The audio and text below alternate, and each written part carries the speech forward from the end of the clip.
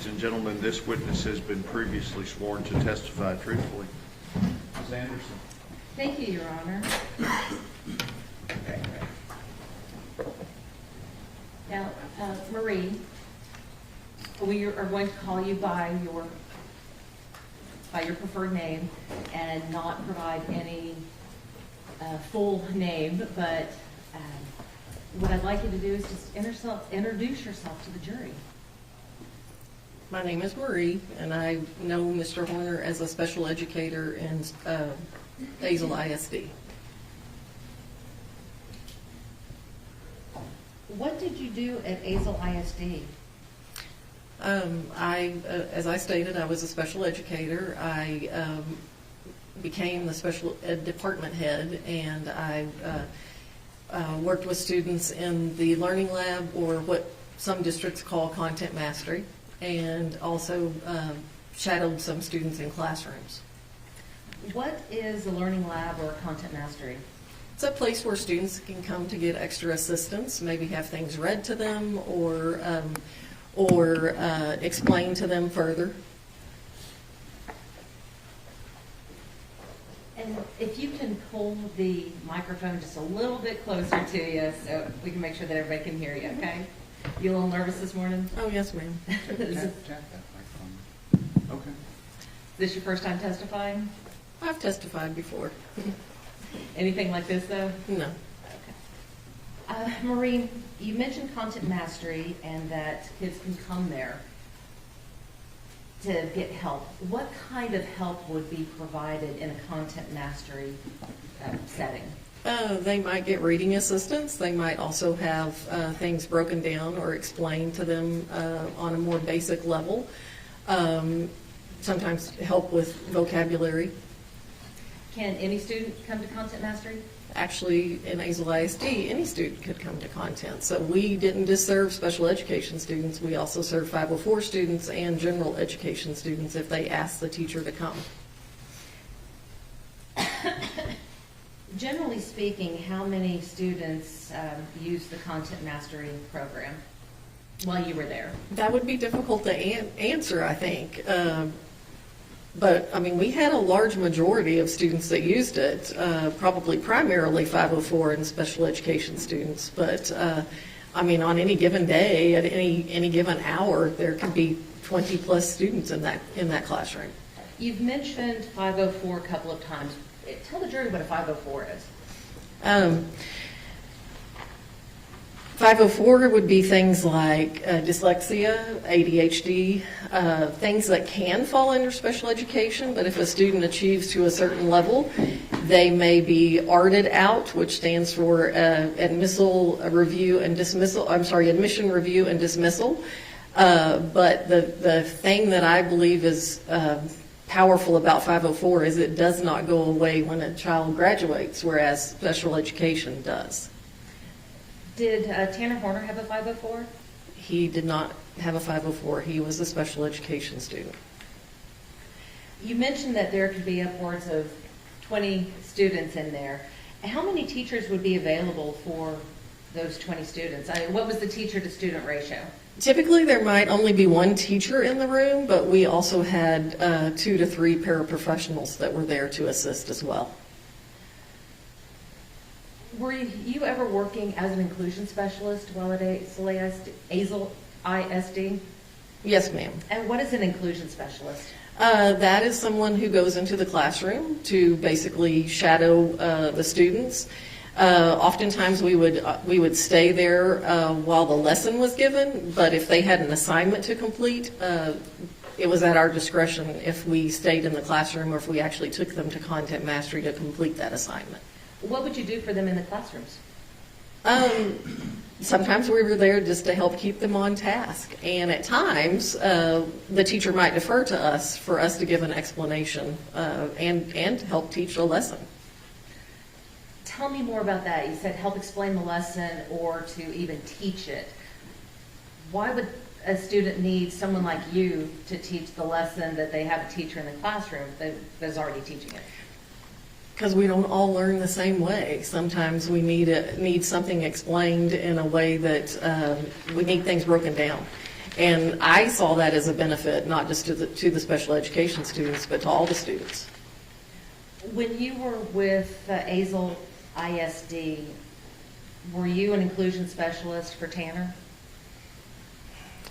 That's going to be hard for me to answer because I'm trying to remember when inclusion started. And if I were, he would have been probably on the beginnings of that inclusion support.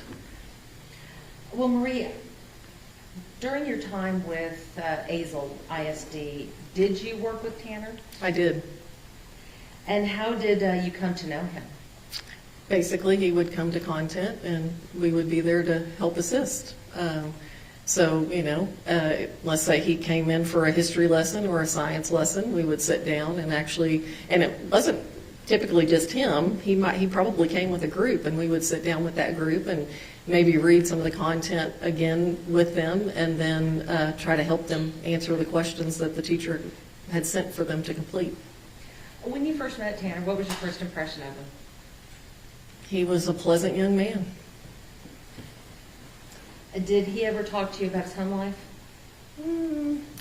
Not a lot, but also remember I said I was the special education department head, so I probably attended, I can't swear to all, but the majority of his ARD meetings. And again, that's admission review and dismissal.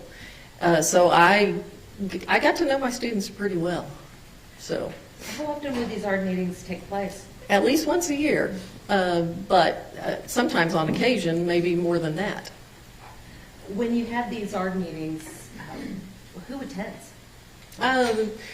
The guardian is always invited, obviously, a parent and or guardian. There's always at least one special educator in the room that has them in class, as well as a CTE teacher, their career-oriented teacher had to attend, and then obviously regular education teachers would attend. What is the purpose of the ARD meeting? To review a student's accommodations, to make sure that we're doing everything that we can to meet their needs in the classroom. When Tanner had his ARD meetings, do you recall who attended? As I recall, I might have met Mom on one or two occasions, but typically it was his grandmother that attended. And what were your impressions of his grandmother? She's a very sweet lady. Did his grandfather ever attend? Yes. And what was your impression of him? Again, he was always pleasant. Your Honor, may I approach the witness? Yes, ma'am.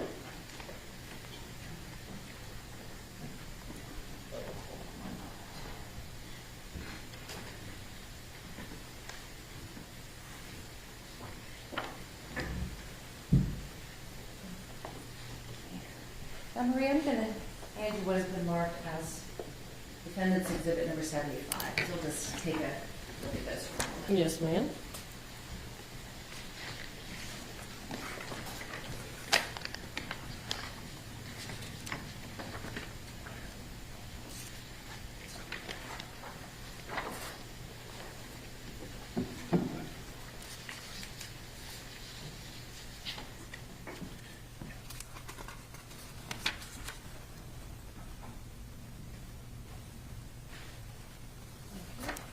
Now, what do you recognize Defendant's Exhibit number 75 to be?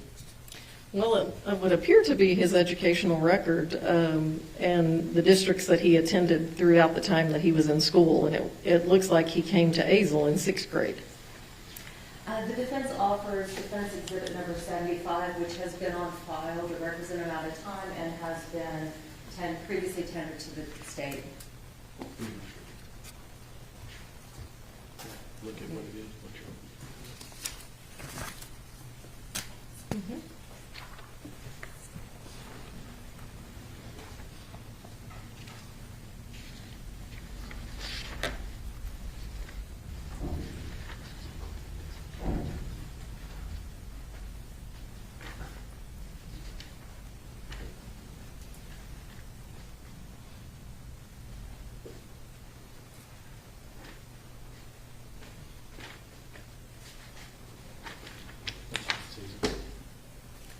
We're good, Your Honor, no objection. Okay, defendant 75 is admitted. Now, Marie, have you seen these records before? Yes, ma'am. And did you review them in preparation for your testimony today? Briefly, yes.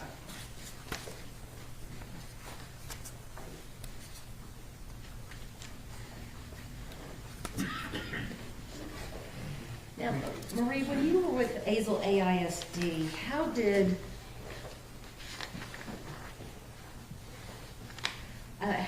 they code their special education classes? Well, for a period of time, you were able to look at a transcript and tell the difference between a special ed class and a regular ed class. But then we kind of slid into a period of time where the state required that everything look more consistent. And so unless you were on the teacher side, you really couldn't tell the difference. Can you tell the difference when you look at a transcript?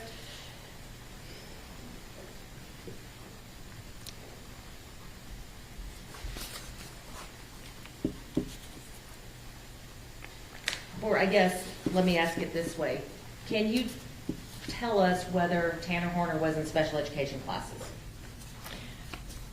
I'm going to tell you by looking at the transcript, it's very difficult to tell, but I know that he was, yes. You mentioned that the school board didn't want to kind of draw attention to special ed. You want kind of consistency, I think, was It the wasn't word. the school board, it was TEA more than, TEA. yes. Okay. With, why would TEA not want to make it obvious that a child was in special education? Joe, I'll object, that calls for speculation. Stay. Based upon your training and experience with dealing with special education students, have you observed them being treated differently than mainstream students? At times, yes.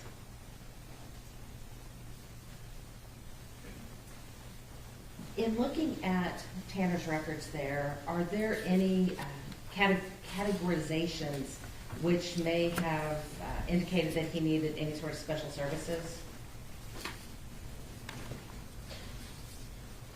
And specifically, I'm asking, does it notate anywhere that he may have a learning disability or a neurodevelopmental disorder?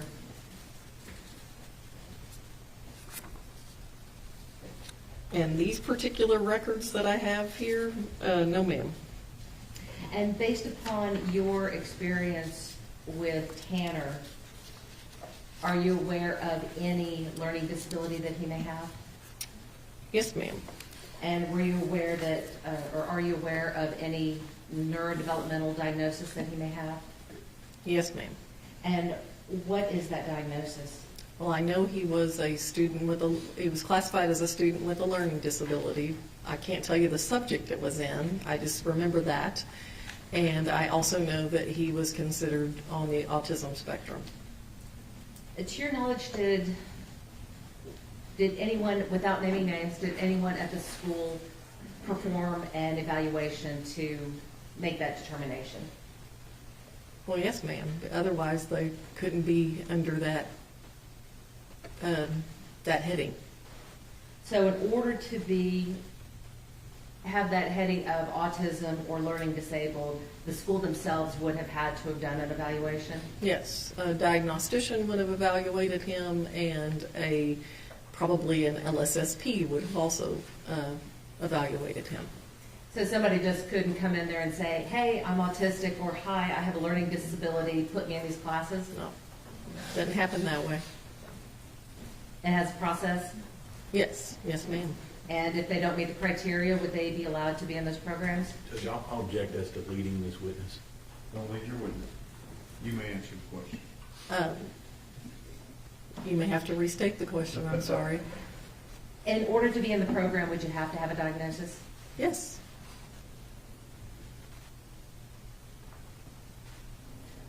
With regards to other things that were within your knowledge related to Tanner,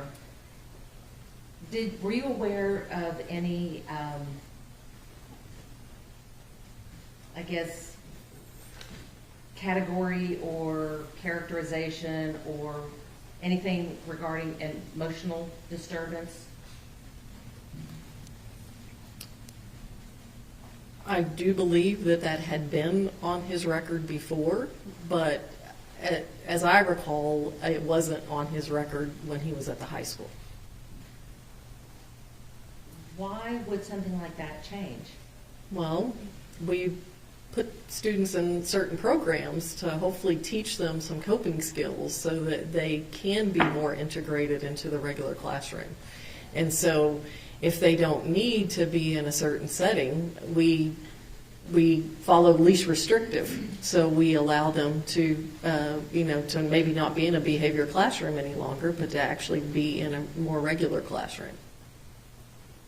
What kind of behavior would get you placed in the category of having an emotional disturbance? Oftentimes it was anger outburst and or struggling with interacting with your peers.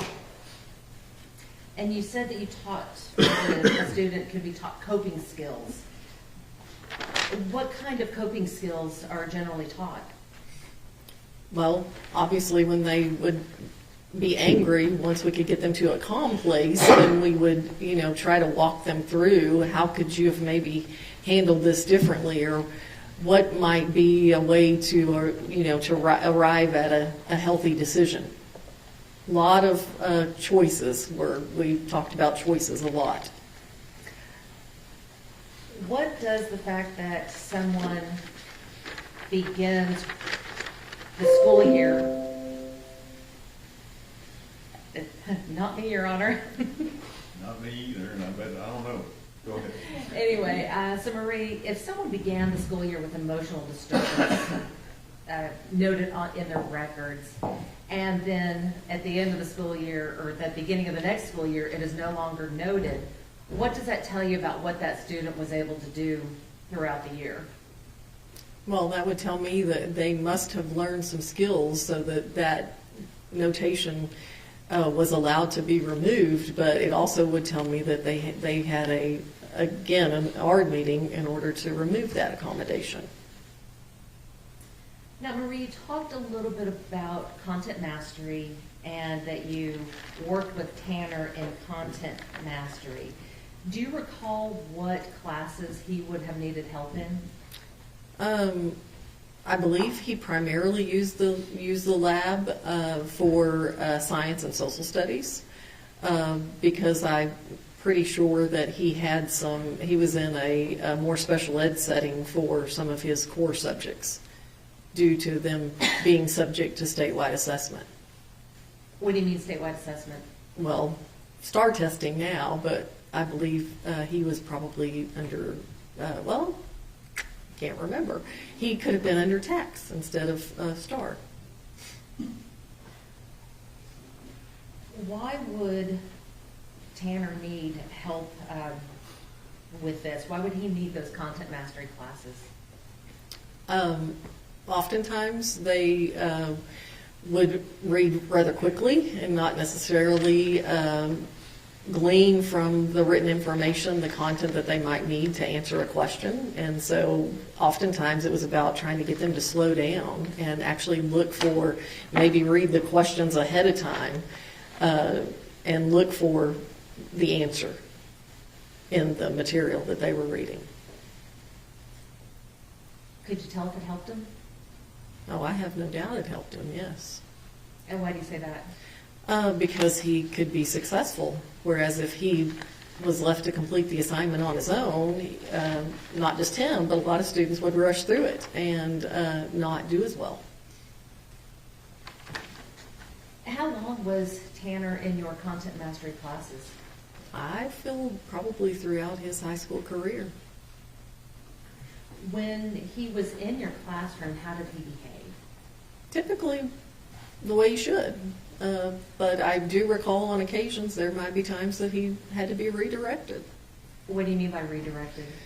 Well, where we might have to say, you need to be on task, or, you need to act appropriately.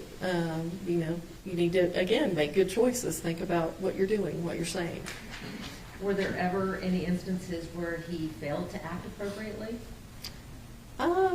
Yes, but typically with him, once he was redirected once or twice, he did what he was expected to do. Did you find that he was easy to redirect, Usually, yes. but not always? Not always. Is that typical for a teenage boy? Well, yeah, I would say so. Now, Marie, you had the opportunity to watch Tanner throughout his 4 years of high school. I want to talk to you about his ability to reason through things. How would you describe Tanner's ability to reason through his problems or problem solve? He usually could come to a good conclusion given enough time. But I think if he felt pressured to have to make a split-second decision, he didn't always make the best choice. And that's where those redirections would come from. And if there were no redirections, what would happen? I'm not sure he would always make the best choice.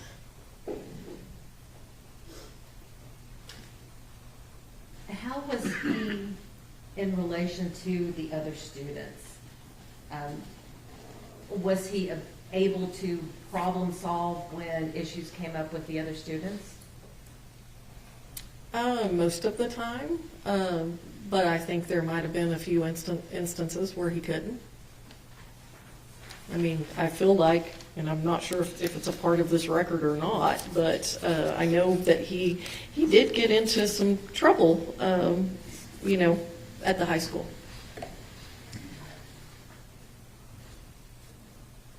Based upon your observations of Tanner,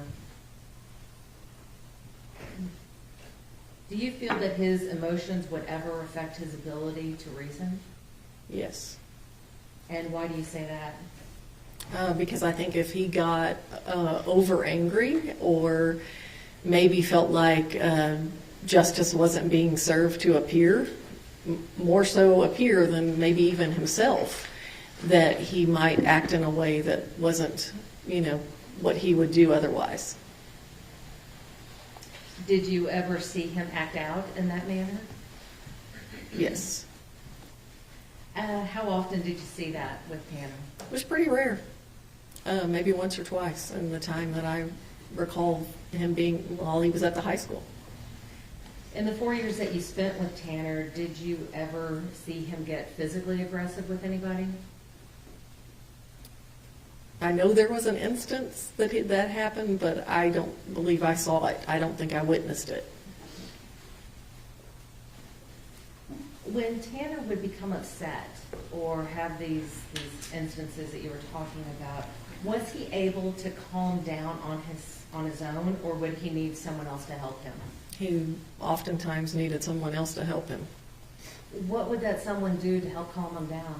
Well, sometimes it's about not talking and just providing a safe place to be until he was in the right frame of mind to talk about the circumstances, and maybe then help him frame what a better choice might have been. Were you ever one of the people that helped calm him down? I feel like on at least one or two occasions, yes. Now, Marie, you talked a little bit about disciplinary records and said that you felt that he had at least one incident. In looking at the records, can you tell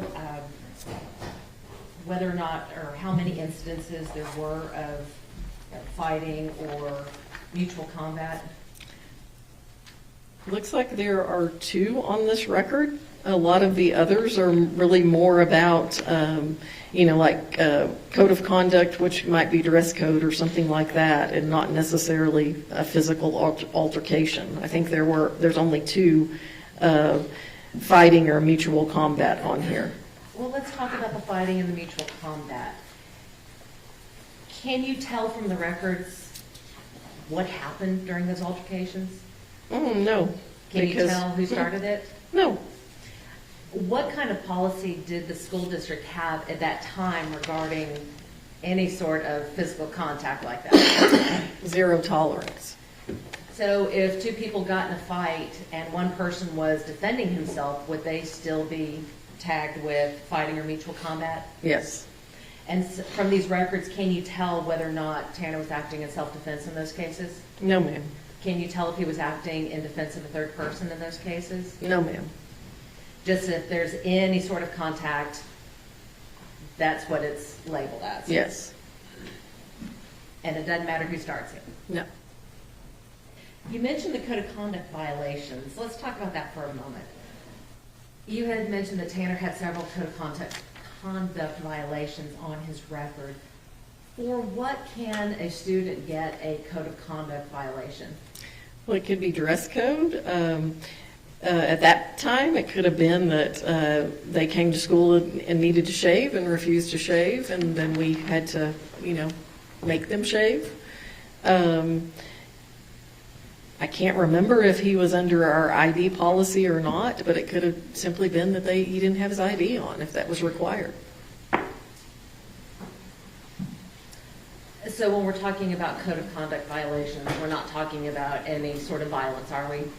Typically not, no. That's going to be more the fighting and mutual combat.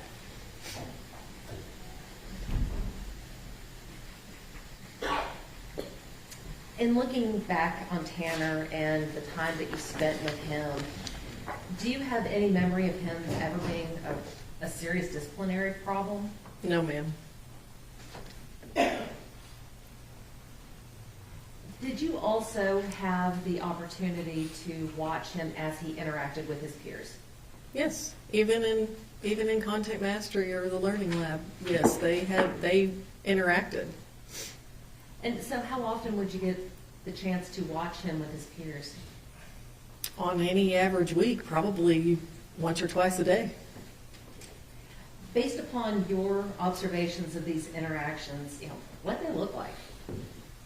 Typical interactions, like you would think with any other student. They just had conversations and, laughed and cut up. I.e. the reason why I said sometimes they had to be redirected. Was he accepted, or could you tell if he was accepted by the people in that group? Did y'all object as a speculation as with other people? I'll let her answer. And again, based upon your observations, was Tanner accepted by those peers, or did he seem to be rejected and ostracized? Most of the time, I think he was accepted. I think there were probably some instances where he was rejected. Now, based upon your observations of Tanner in the content mastery class versus your observations of him outside of the class, in which group did he appear to be more comfortable? Are you asking me if I feel like he was more comfortable with peers that were also under special education, or with That's all where I was peers? headed. Okay. He probably was more comfortable with those that were under the special ed umbrella, but he also had friends that were not. Now,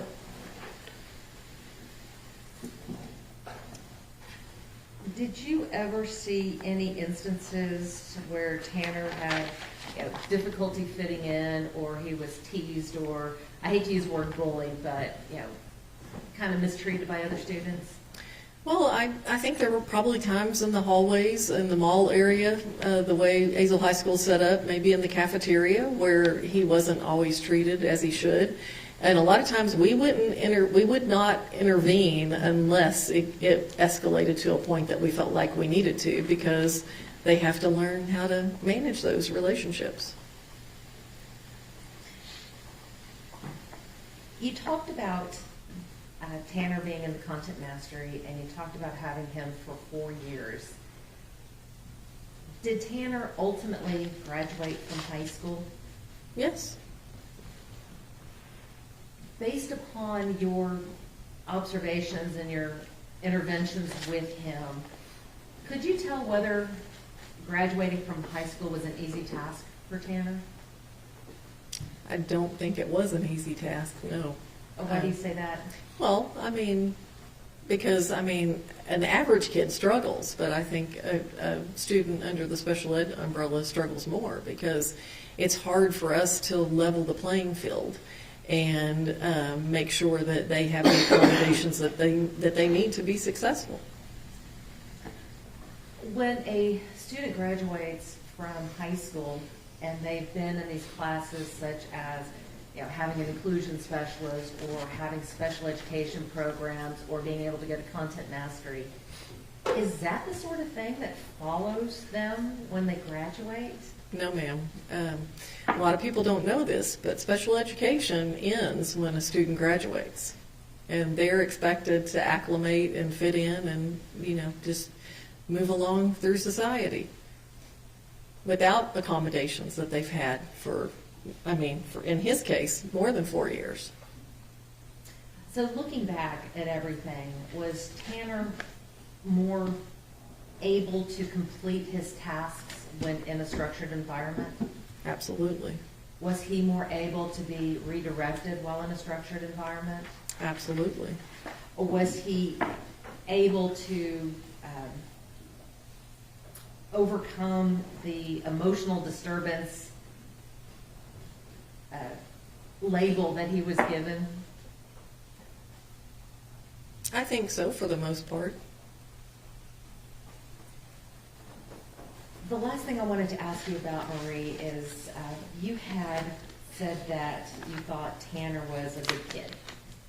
Why did you think he was a good kid? He was always pleasant to interact with. Not all the students that came to Content Mastery were. Some of them were pretty much forced to come maybe by the teacher. But he always came willingly and typically, like I said, would accept the redirection and complete the tasks that he was sent there for. I'll pass the witness, Your Honor. Cross-examination. Thank you, Your Honor. Marie, it sounds like to me, and by the way, my name is James Stanton. I'm the district attorney for Wise County. Nice to meet you. I saw you sitting back there. I didn't have a chance to introduce myself to you. So good to have you here today. I'm going to go over a couple of things with you. It sounds like at Azle ISD that there were a lot of programs out there for all the students. Yes, sir. To help them with certain subjects. Is that right? Yes, sir. And we talked a lot about the content mastery, but it sounds like to me there was a bunch of kids, whether they were in special education or not, there was a lot of kids that were in content mastery. I would reiterate that is true. They could come, but the majority of the students that came were 504 or special ed students. Right, that had trouble with a certain subject or needed a little extra help. Yes, sir. So in addition to what they were getting with their programs in the school, whether it's a 504 or special ed, they had you and people like you that were helping them additionally. Yes. With these types of classes. Mm-hmm. Okay. And so in this particular case, did you work in the high school the whole time, or were you in different places? During his time, I was only at the high school. Only at the high school. Okay. And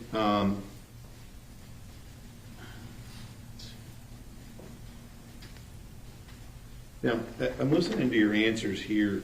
Do you feel like you have a pretty specific memory of the defendant, Mr. Horner, in this case? Yes, sir. Okay. Because it's been a couple of years. Mm-hmm. Been a few. So let's talk about that a little bit. I think you referred to him as, it sounds like when he was attending your classes and things, he was able to listen and learn like the rest of the kids. Is that right? For the most part, yes, sir. I think we talked a little bit about him being redirected, but I'm going to guess he probably wasn't the only kid in there that needed redirection. No. Okay. And that was, it seems like to me from what you're saying is that probably most of the kids in there may have needed a little redirection. Yes, sir. Or maybe a little assistance with their focus. Yes. Okay. Now, when you're talking about that and he's in there, you don't have any specific instances of him having any inability to interact with the other kids in that group setting, do you? Well, I was actually thinking about that this morning and even last night. I recall at least one incident where not just myself, but one of the paraprofessionals in the room, and oftentimes, I mean, it didn't matter who the kid was. We would say, "Hey, look at me. Is that the right choice? Is that what you should be doing?" And like I said, my colleague had to do it as well. But usually he would calm down and take the redirection and move on. All right. Now, you talked about him in the group setting, and it seemed like you had a pretty specific memory of him interacting with his peers, mostly accepted by his peers, and even I think you said he had friends in that group. Is that right? Yes. Kind of like any other kid. Yes, sir. Now,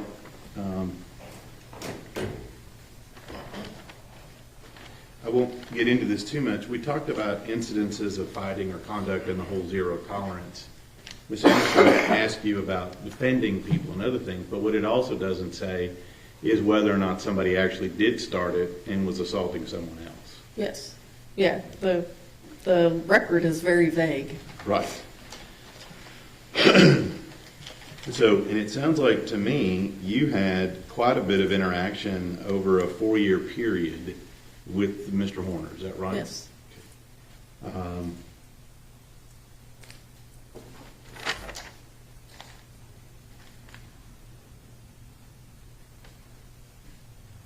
And we talked about graduating high school. You said that some kids struggle with high school regardless. Mm-hmm. Not everybody's going to be at the top of the class. No. But based on your memory and your records, Mr. Horner graduated normally with the rest of his class. Yes, sir. Now,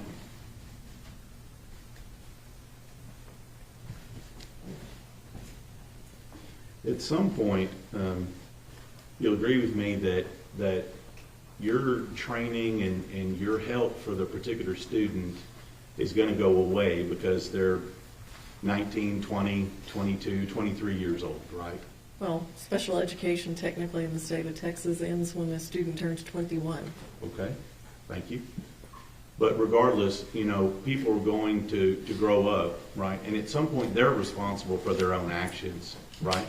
Yes. The school can't just be responsible for them when they're 30. No. Now, try to make sure I cover all this here. And I didn't use your name. I referred to you as ma'am. Is that okay? That's perfectly fine. Okay. I'm a little old school, so.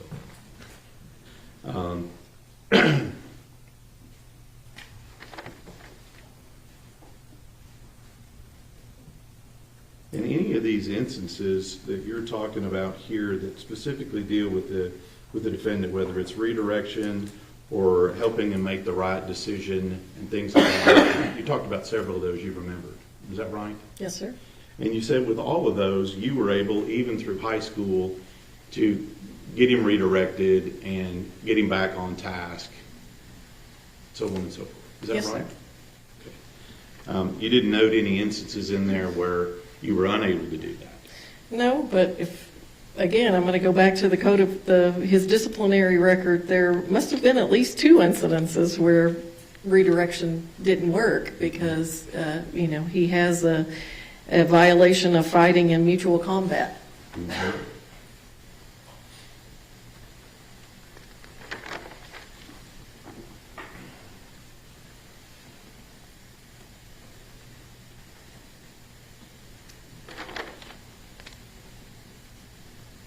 That's what it's wrong. Redirect. Just briefly, Your Honor.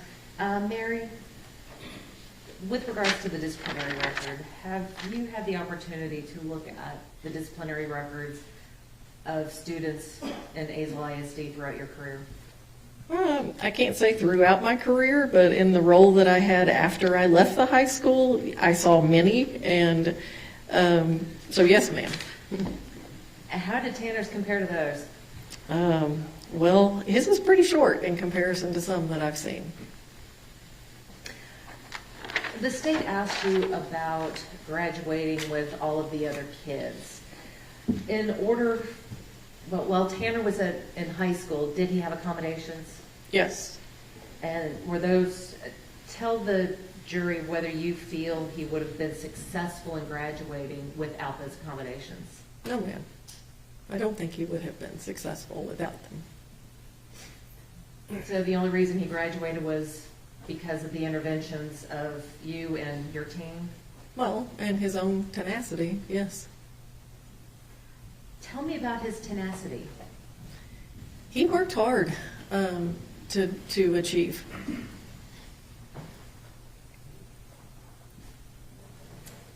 May I have a moment, Your Honor? Yes, ma'am.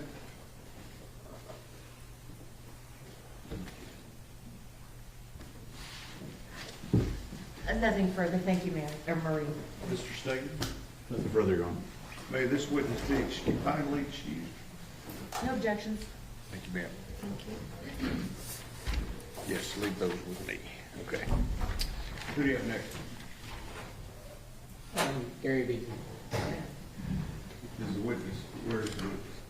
He's in the back. Come here. There you go. I got it.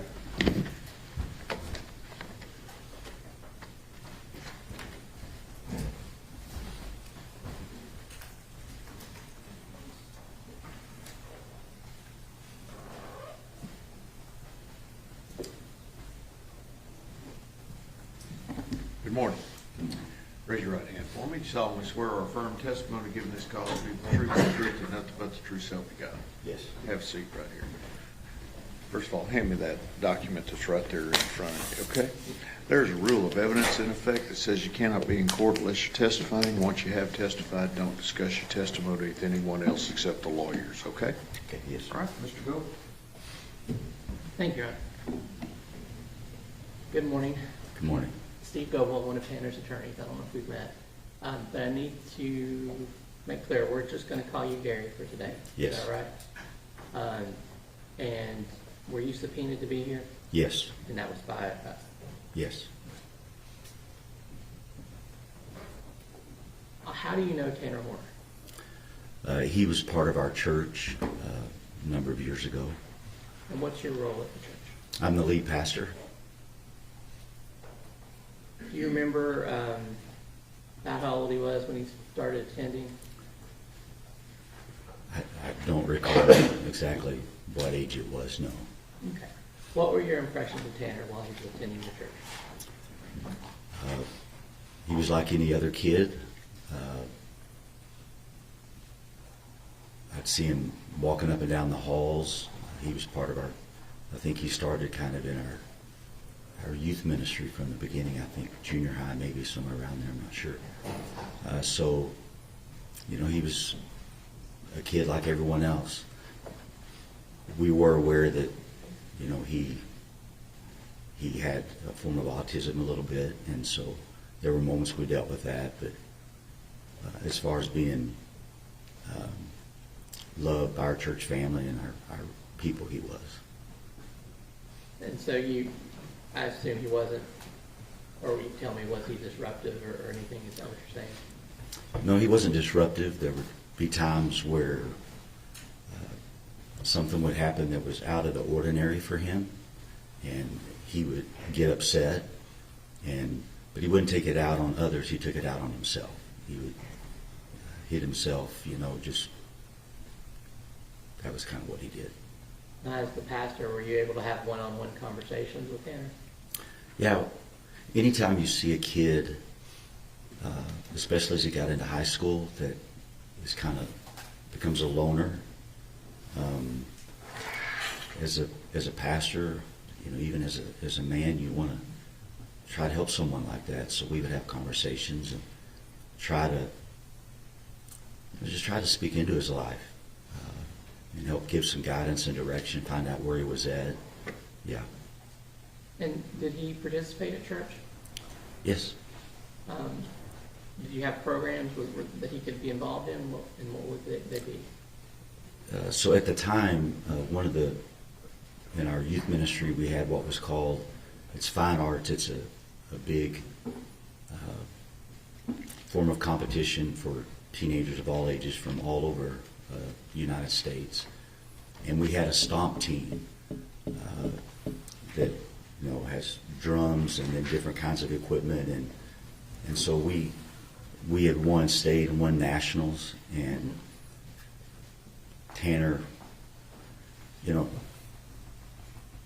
he was kind of a loner, trying to find his place, being a little awkward at times. I don't think he knew where to fit in.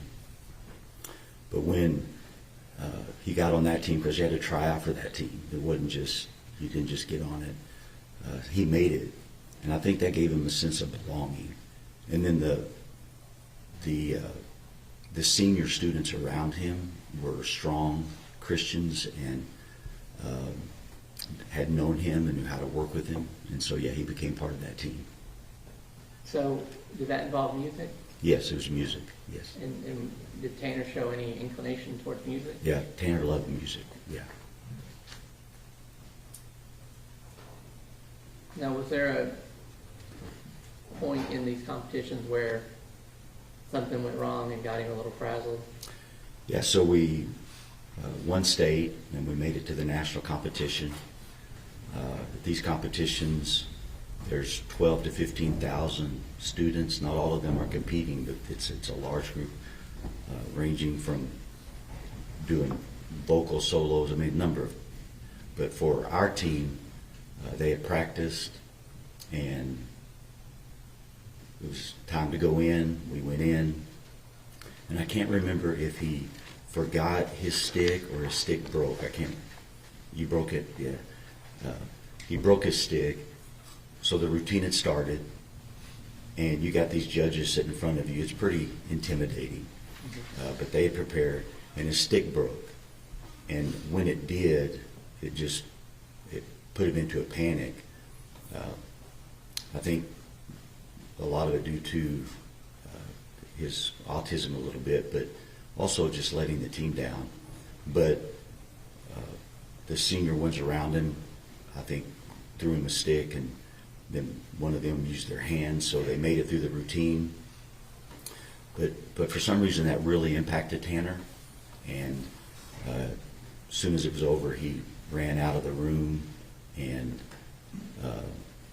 you could tell he was upset and angry, but he wasn't violent toward anybody. He was just really upset with himself.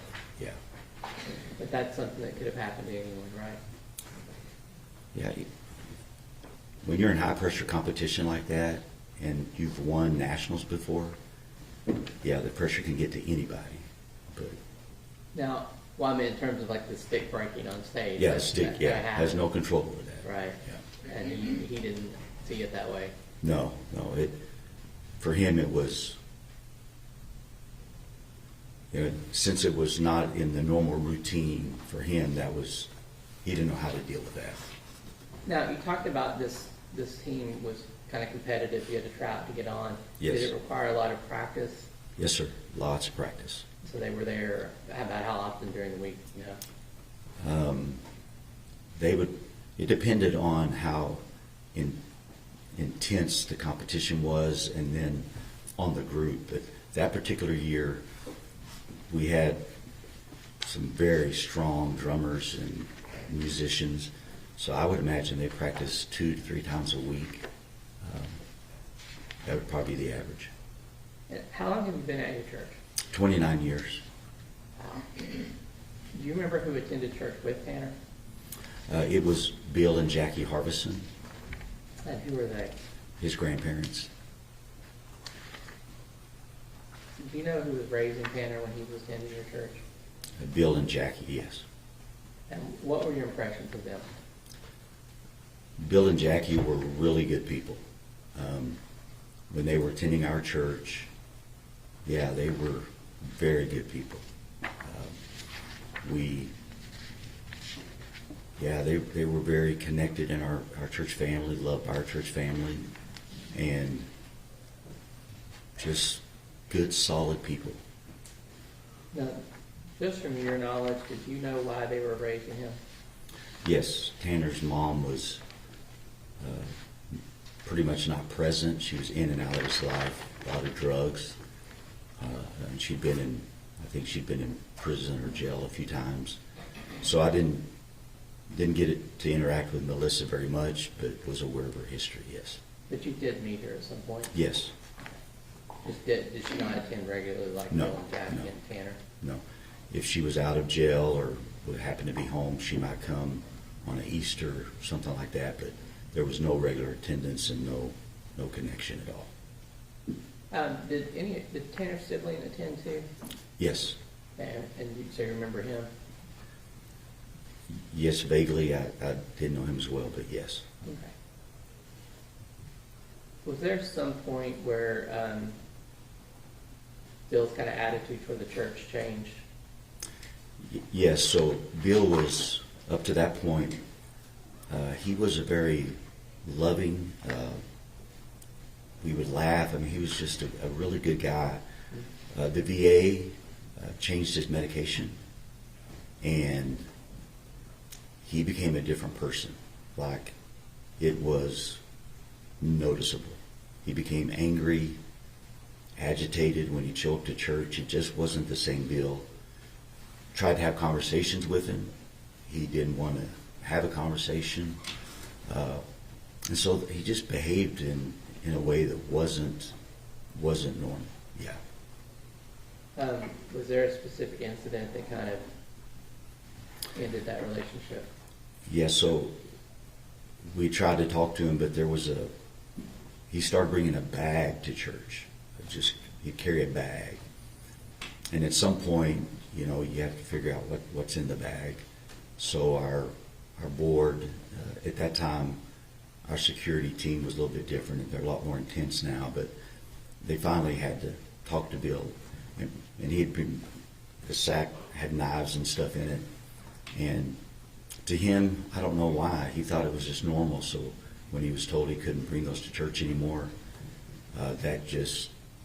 he was already upset, but that kind of set him over the edge. Did Jackie stop attending when Bill did? I can't answer that.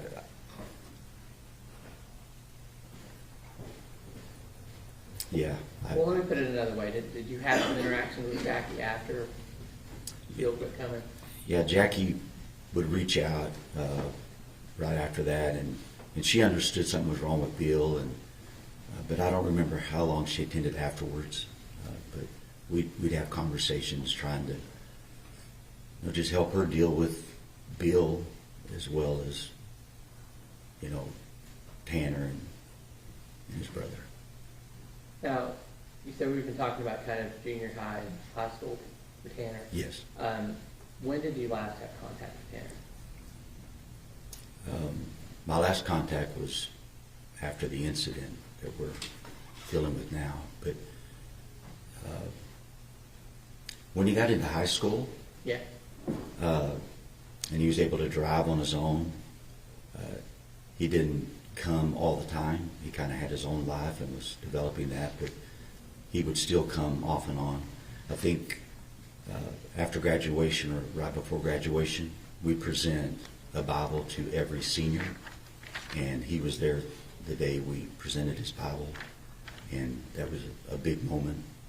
So I think as a pastor, that was probably one of my last encounters with him that I can remember, yeah. And then you said you had an encounter with him after the incident. Yes, sir. Did he initiate that, or you, or how did that happen? I believe he initiated it, so I received a call that he wanted to visit with me. And so, as a pastor, we don't always get to do the easy things we do what we're called to do. So I met with him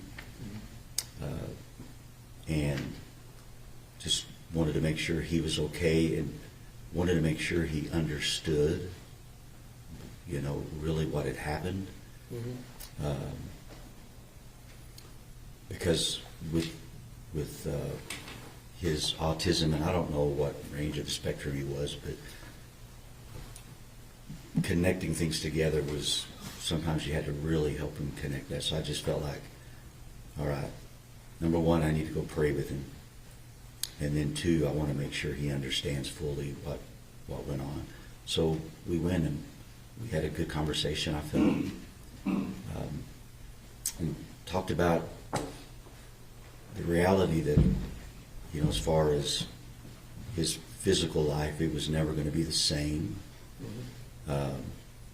And so the only way that he was going to get through that is if his spiritual life, if he, really turned his life over to God, he was going to need God's strength to get through all that he was going to face. But his life was never going to be the same physically, but spiritually, I wanted to make sure that his heart, his soul was taken care of.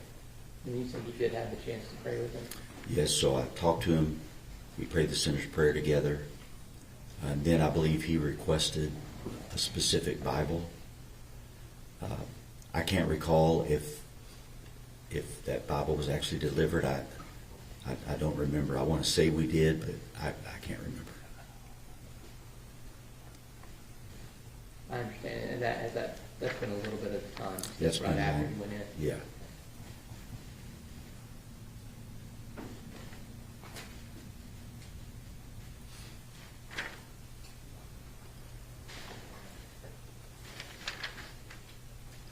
Yeah, I'll pass away. Cross-examination. Sir, I want to talk to you just a little bit about a couple of things. You testified initially that Mr. Horner was able to participate in this youth group. Yes. Right? In this, And he program. was able to go to practice several times a week Yes. and able to work within that group to perform for a common goal. Yes. And in fact did well enough that they were able to place and do well on a big stage. Yes, sir. And he was, and how long does it take to do that? Is that a couple of year process that you have to get kind of together and practice? You have to work with all these people? Well, each year there's a competition. Every 2 years, it's national. It's national every year, but every 2 years it's really big because it's a convention where all the pastors from the United States as well as youth groups from all over the country meet. Right.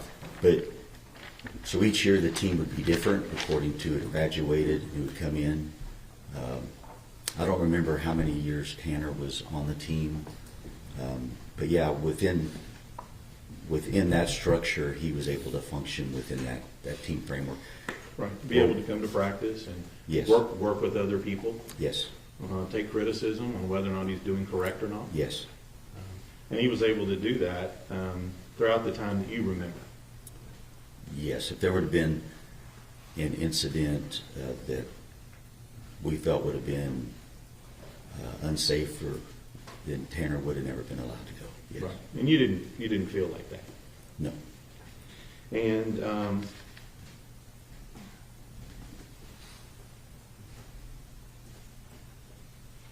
it sounds like that you guys at the church were ready, able, and willing to provide Tanner and his family with whatever support they needed.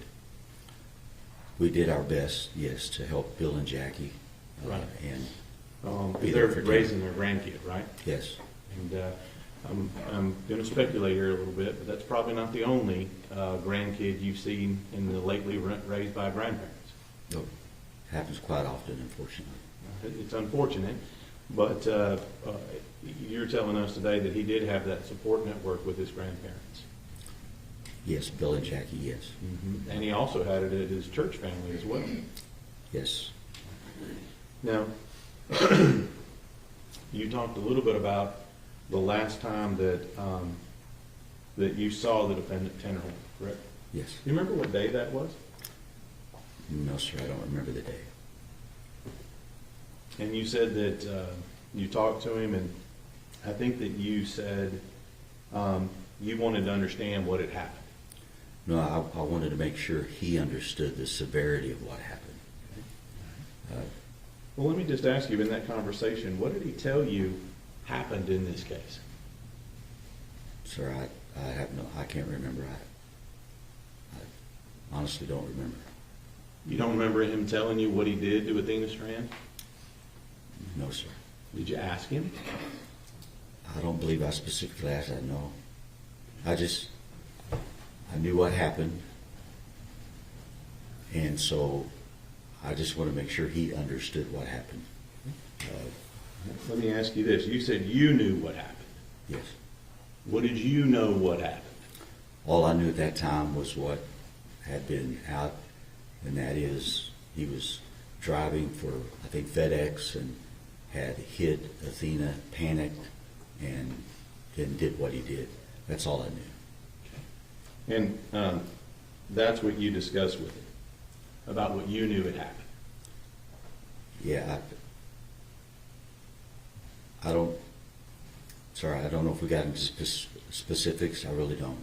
Okay. I just wanted him to understand the severity. Like, look, Tanner, this is real, and this is not going away. And I wanted him to understand that. Do you know now that that's not what happened? Yes, sir.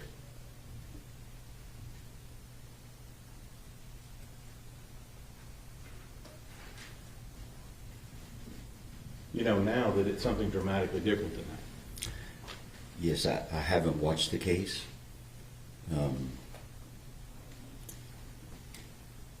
When you talked to him initially, the last time you talked to him, you knew that initial version, and Yes. that's what you were going in on him to talk about. Yes. But he didn't tell you the truth about what happened. No, sir, I don't think we actually discussed the specifics. Again, my goal was simply I wanted to look in his eyes and, are you aware of the severity? Do you fully grasp what you did? But we didn't talk about the specifics, as I recall. Based on his version of it, Yeah. he knew what he did. Yes. But now you know that version's not true. Yes, sir. So he lied to you. Yes, sir. That's what redirect.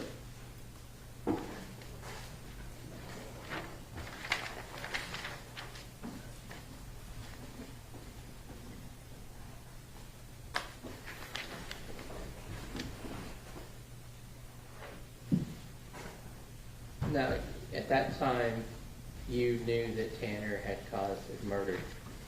Yes. So your conversation was based on that premise. Yes. And you're saying you did or did not discuss detail? I don't believe we discussed details.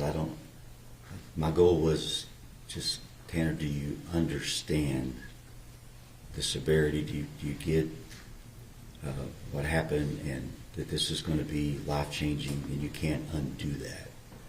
And so I believe that was our conversation. And that stemmed from the notion that that's a horrible Yes. sin, crime, Yes. murder. Yeah, he was aware. I knew. So again, I don't think the specifics was the goal. It was just making him just aware that this was going to be life-altering. It wasn't consequences. They're not going away. And you still counseled him? Yes. And you still prayed with him? Yes. And you still helped him get the Bible? Yes. That's Yes. what it's showing. Mr. Stegman, Nothing further on. may this witness be finally excused? Yes, Your Honor. Thank you. Thanks. Let me stretch my legs, okay? See you about 10:30.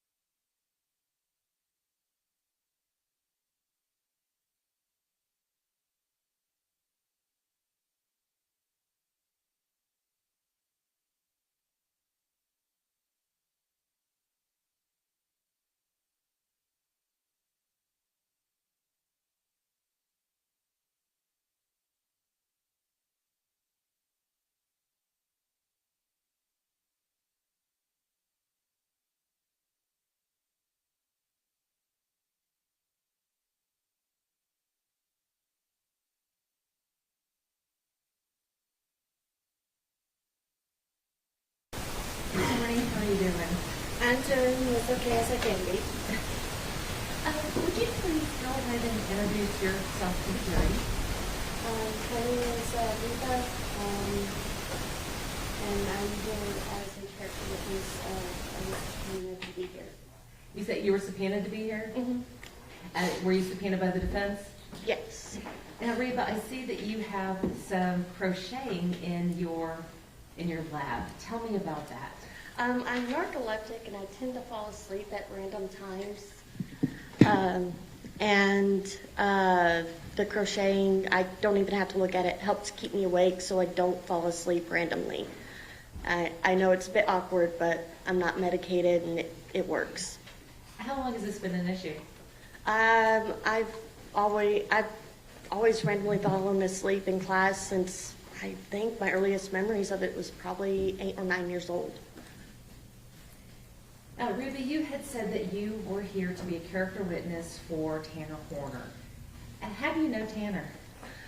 We were best friends when we were in 5th grade and dated briefly in high school. And again, briefly when we got older. You said that you met him in school. What grade were you in when you first met him? 5th grade. Did y'all hang out a lot? On the playground, yeah. And how often would you hang out? Almost daily. Playing games like kickball or, pretend or something like that. Did y'all do anything else together? What other types of games did you play? Like back then, Harry Potter was really big. We would sometimes pretend to play something in Harry Potter, and I would be one of the bad guys or something like that. What was Tanner like at that age? He was energetic, talkative. It was always fun to be around. Now, Reba, did you and Tanner ever attend church together? Yes. What grade were you in when y'all began attending church together? 10th grade. How often would y'all attend church? At least once a week, but sometimes twice a week. Did you and Tanner enjoy going to church? Yes, I enjoyed spending time with him and his family. He would often, during the services in the chapel where they would have the sermons, would have to wake me up because I would fall asleep. So it wasn't just you and Tanner that attended, you attended with his family as well? Mm-hmm. When you say you attended with his family, who are you referring to? His grandmother, his grandfather, and his little brother. You said that you had originally met Tanner when y'all were in the 5th grade. Did you stay friends with him throughout high school? Yes. Did y'all attend high school together? Yes. Well, what was Tanner like in high school? About the same. I mean, he was insecure about being in choir because his voice was changing. Were there any other things that he was insecure about? That one was the main one. He wanted to focus more on playing instruments and things like that. Try to have a music career when he grew up. When y'all were in high school, were you still hanging out together the same amount of time that you did when you were in elementary school? A little bit more. We had more freedom to be like going out to the mall and things like that. And what kinds of things would y'all do in addition to going to the mall? Sometimes we went out to eat with his grandparents, and it was really mainly going out to eat or at the mall or hanging out at his house. Well, you said that you and Tanner had briefly dated while you were in high school. Yes. Tell me about that. He was always really sweet, real gentlemanly. Again, this was a long time ago. But I enjoyed spending time with him back then. Well, how'd y'all make that jump from childhood friends to high school dating? He admitted to me that he had a crush on me, And I'm like, why hadn't you asked me out? Because I'm the type that, you know, the other person needs to make the first move. I don't really catch the hint. Well, what was he like as a boyfriend? He was sweet and endearing back then. He was very supportive and seemed real protective back then of me when things were bad. When things were bad? Yes. Were things often bad for you? On occasion, yes. I had issues at home sometimes, and the kids at school liked to tease and make fun of me behind my back. And whenever he was around, it didn't seem to happen as much. As a boyfriend, did Tanner treat you well? Yes. Was he ever physically violent to you? No. Ever raise his voice to you? No. Did he ever pressure you into doing something that you didn't want to do? No. Oh, why did you two break up? I pulled a really dumb move on my part and wanted to date somebody else instead. And so I broke up with Tanner to date another person. How do you take that? Not too well.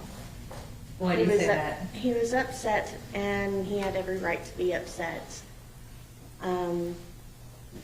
He, chased me and the other guy on after school across the streets. Well, did you think that he might hurt you? I mean, hurt himself because of the breakup?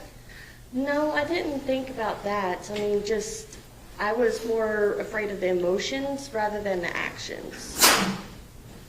With the, after the breakup, did you still see Tanner? After the breakup, he did come to my house one time to ask, for clarification of what was going on. And he walked about 20 miles to my house, and I was more concerned about safety than the fact that he showed up. When you say safety, whose safety? His safety, because that was walking from Lake Worth all the way to Lahana, which is between Azle and Springtown. Oh, what kind of road is that? 199, and it's pretty busy. So when you say that you were afraid for his safety, was it just his safety while walking? His safety while walking. Well, after the breakup, did he seem to be depressed? A little, but after a while, we were still able to maintain some sort of friendship. And you said that he walked almost 20 miles to your house? Yes. Wanted some clarity Yes. about the breakup? Mm-hmm. What did you think of this gesture? At the moment, I was just shocked that he walked that far, and I was more afraid of him getting hit by a car. So I didn't really think too much of it other than, are you okay? But you weren't worried that he was coming out there to harm you or anything, were you? Mm-mm. At some point, did you marry? Yes, I did get married to another man. After you married, did you maintain contact with Tanner? Off and on, yes. Are you and your husband still married? By technicality, yes. Have y'all separated? A long time ago. About how long ago? When he first wanted to separate, let's see, that would be about 15 years when he first wanted to separate. And the full separation was about 13 years ago. After you and your husband separated, did you get back into contact with Tanner? Yes. Why did you do that? Well, we were already talking back and forth for a while, like I said, throughout the relationship that I had with my husband. He, when things got bad, I would vent to him or, just catch up. Did you ever pursue him with a romantic interest involved? Yes. Was Tanner interested in dating you at the time? No, he wanted to keep it more friends with benefits type thing. And what do you mean by friends with benefits? Not exactly dating, but, still kind of together. How did you feel about that? Were you okay with it? I was okay with it, but I did try to pressure for more than just that. What, when you say you were pressuring him for more than just that, what kind of relationship did you want? I wanted exclusively dating, because I wanted to be with somebody who I could be safe with, or who I felt that I could be safe with. At some point, did y'all begin a relationship like that? Yeah, sort of. So I would say we kind of dated again. Was this Tanner and Reba 2.0, was that different from your high school dating? Not really. I mean, other than, just being adults. When you look back on comparing the two relationships as the adult, do you feel that you two were more mature at the time? When we were adults, yes, we were more mature. Do you think that y'all had a greater level of emotional intimacy? Yes. Now, when I ask about emotional intimacy, what does that mean to you? Being able to confide in one another and not have judgments on what the other person did. And is this something that Tanner was able to do? Yes. How would he show this level of emotional intimacy with you? We'd sit up late at night and talk, or, go and do things together from time to time. Now, Reba, in addition to emotional intimacy, was there a new physical intimacy? Yes. Did he ever pressure you to do anything that you didn't want to do? Never. Did he always ask for consent before something happened? Yes. Was that important to you? Yes. Why was that important to you? Past abuse. Now, Reba, how long did this new relationship with Tanner last? Let's see. About 3 months. Lovely. Did you enjoy spending time with him during the 3 months? Yes. And why did y'all break up the second time?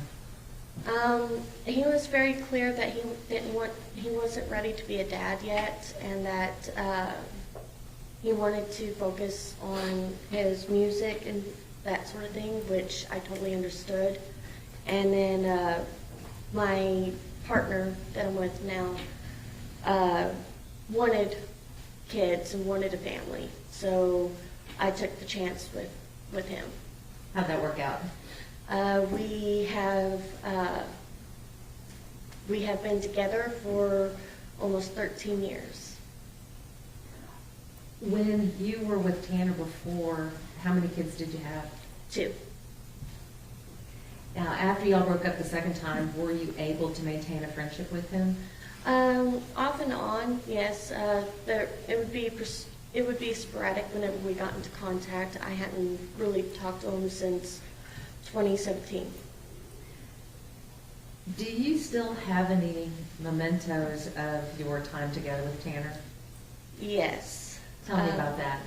It's a little black cat with a spider web on its belly. The day that we got it, we were in high school and at the mall. I had spent most of my birthday money on a book, and I absolutely had to have this cat, and I was $2 short. So he pitched in the rest of the money, and I got the cat. Do you still have that cat? Yes. So what happened when y'all broke up? Who got custody of the cat?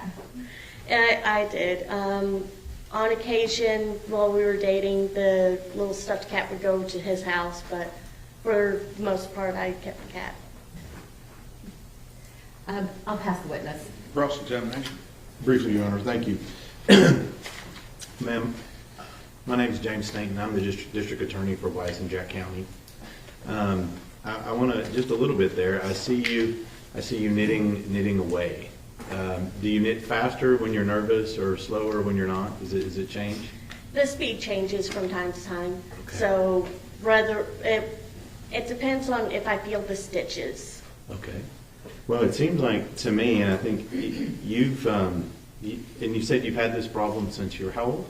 About 8 or 9 years old, I've been, I randomly fall asleep. I also have a condition called cataplexy, which means like if I get too excited or if I'm spooked, that I will either go into a seizure-like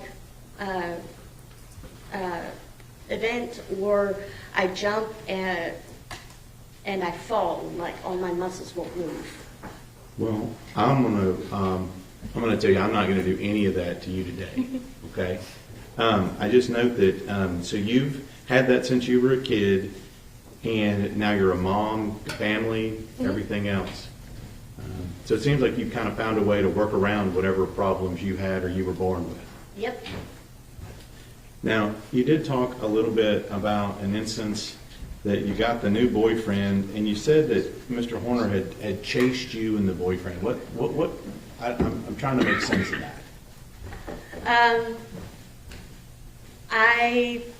He just chased us, asking us why, and I went across the street to where my mom was to pick me up, and I just left it at that. Okay. I'm just trying to get a little clarity on that.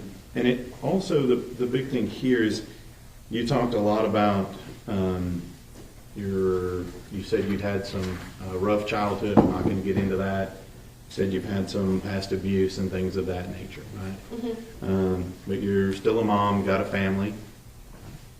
And let me just ask you, just to be clear here, you're not a felon, are you? No. You haven't killed anybody? No. No sexual assault on your part, No. despite your rough childhood? Yes. And the last thing I'm going to ask you is that you said you're here to be a character witness for Mr. Horner. Is that right? Correct. Let me just ask you, do you know what happened in this case? I have heard. Well, what have you heard? Your Honor, that's hearsay. Sustain. Tell me what you know about this case. Objection, Your Honor, that's based on hearsay. Sustain. Um, Hang on, you don't have to answer.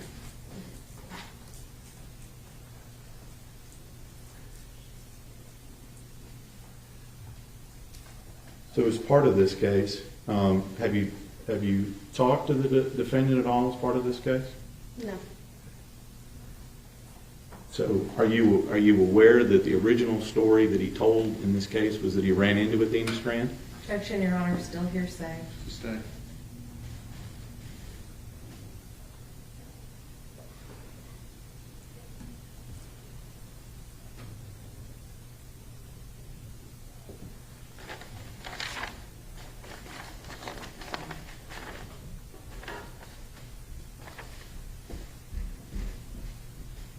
Pass the witness. Redirect. Yes, and Reba, I'm sorry, I was looking at my notes and I realized I had left a section out. So I wanted to ask you a little bit about Tanner's home life. Did you ever go to Tanner's house? Yes. Who did he live with? His grandmother and his grandfather? Was his father around at the time? No. What about his mom? Very sporadic. I think I've only, met her once, and he would hardly talk about her back then. When you met her, what was your impression of his mother? I did not have a very good impression of her. Why not? When I did meet her, we were going to Six Flags together, and I don't think she was in the right frame of mind at the time. And my parents were very strict about having adult supervision, and every time she tried to run off, we would have to go and find her, and it felt almost like babysitting. What did you mean by not in the right frame of mind? I don't think she was sober.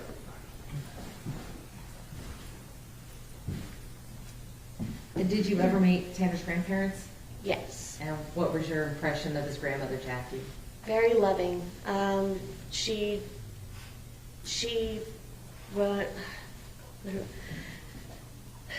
did everything she could to help support them and make sure that they had the best that they could give. And what about his grandfather, Bill? He reminded me a bit of my dad. My dad's a veteran, and he was quiet and almost stoic at times. So I really didn't talk to him much. He just sat there and was really quiet. Were you around when, or let me back up, were you able to see any interactions between Bill and Tanner? Not really. I mean, there was like maybe one time that I remember when I went over to his house, and it was really early before church, and that morning Tanner was really abnormally quiet, and I could feel like his grandfather was a little upset or angry that morning. He didn't say anything. There wasn't any actual interaction while I was there, but you could just feel the emotions in the room. Were they good emotions? No, they didn't feel like they were pleasant emotions. Okay, I'll pass the witness. Mr. Staton, Nothing further, Your Honor. may this witness be finally excused? No objections. Any objection from the state? No. All right, thank you, ma'am. Just come here first, real quick. Yeah, I was going to say, counsel.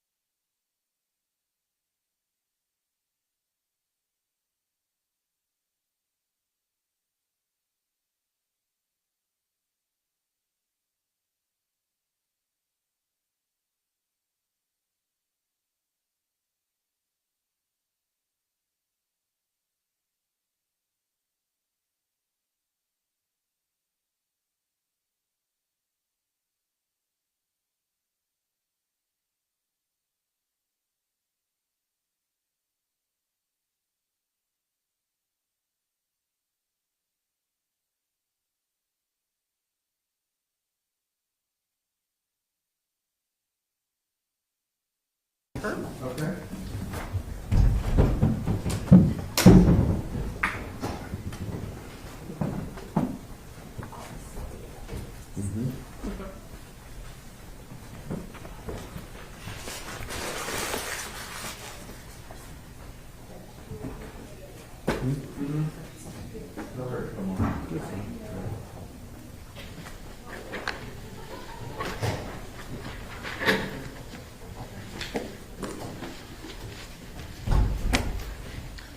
Hey, let me know when lunch gets here. Okay. Who is it? Okay. Okay. Yeah. Huh? Okay. You get some time off? Slacker.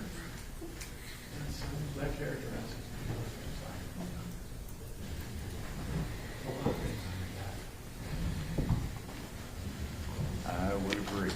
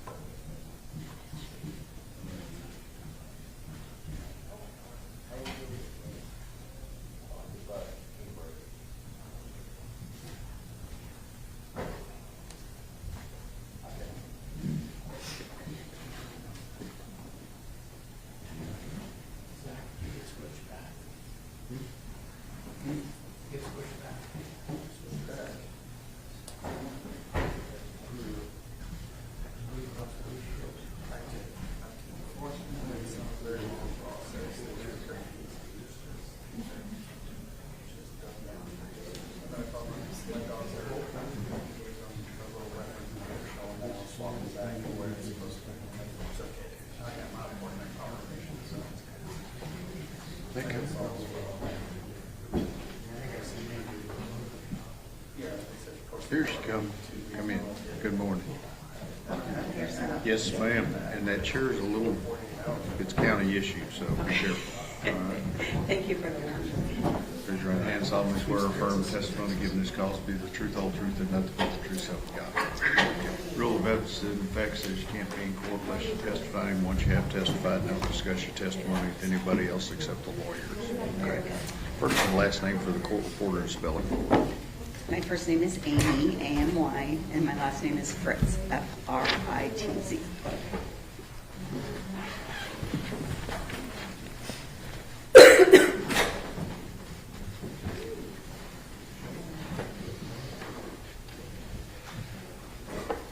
All right, outside the presence of the jury, Ms. Anderson, you may proceed. Yes, Your Honor. Dr. Fritz, hold on one moment. Mhm.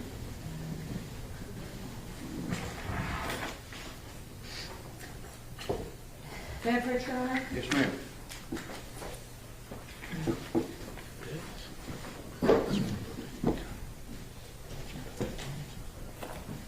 Dr. Fritz, I'm going to hand you what's been marked as attendance exhibit number 76 and 77. Okay. Did you recognize these? Yes, this is my CV or resume, and this is the report I wrote. Does your defendant's exhibit number 77, does that accurately reflect your education, training, and work experience?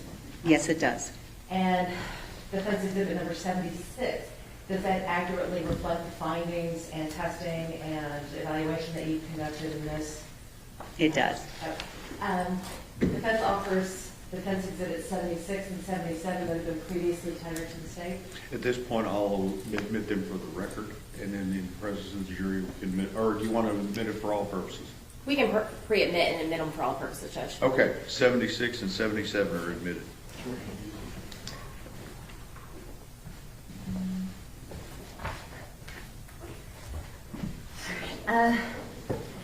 Dr. Fritz, your CV has been offered to evidence, so I'm not going to ask you about your credentials during this.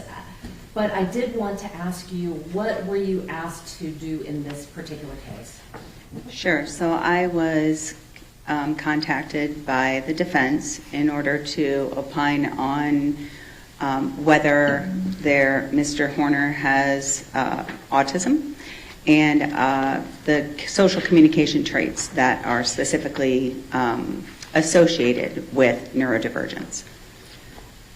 Did you perform any autism tests to diagnose autism? No. So as a speech language pathologist, it's not within my scope to make that diagnosis of autism in most states. And I can, however, talk about the social communication aspects, which are like half of the diagnostic criteria from the DSM. Half the diagnostic criteria for what? For autism spectrum disorder. In your line of work, how common is it for an expert or for a doctor to rely upon the reports and findings and test results from other experts? I would say somewhat regular, especially, or somewhat common, especially in the forensic world. And what about in the clinical world?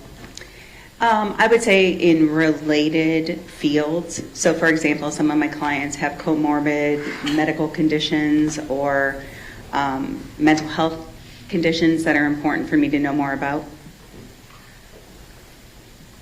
When preparing for this case, did you meet with Tanner? Yes, I evaluated him across 2 days, evaluated him in the jail, and I believe I was there for about 4 hours one day and 3.5 the next. During this time that you spent with him, did you conduct any testing of your own? Yes. So, unfortunately, my field doesn't have a lot of standardized assessments that are appropriate to give to adults over the age of 22. There are profiles that are very helpful, and there are some instruments that we can use to provide age equivalencies or other information that's somewhat standardized. So I did perform both informal and formal assessment, as well as observations, record review, and interviewing with the client himself, as well as his grandmother. With regards to the testing that you did do, are those the kinds of tests that are generally accepted in your field? Yes, so the ones that I gave are all very mainstream assessments. So two that are standardized for somebody of Tanner's age were the Peabody Picture Vocabulary Test, as well as the Expressive One-Word Test. Those are both vocabulary assessments. And then I gave the clinical assessment of language fundamentals. That is actually, the clinical evaluation of language fundamentals. That's actually Hold on, you're talking really fast. Sorry, sir, I'm a little nervous. Well, don't be nervous, because I got to slow down for you. she might throw paper clips at you here in a minute. Oh, no, I don't want to get assaulted here, so let me slow down. Well, let me ask you this, Dr. Fritz. Are all Yeah. of the tests that you performed, are they set out in the report that has been admitted into evidence? They are, yes.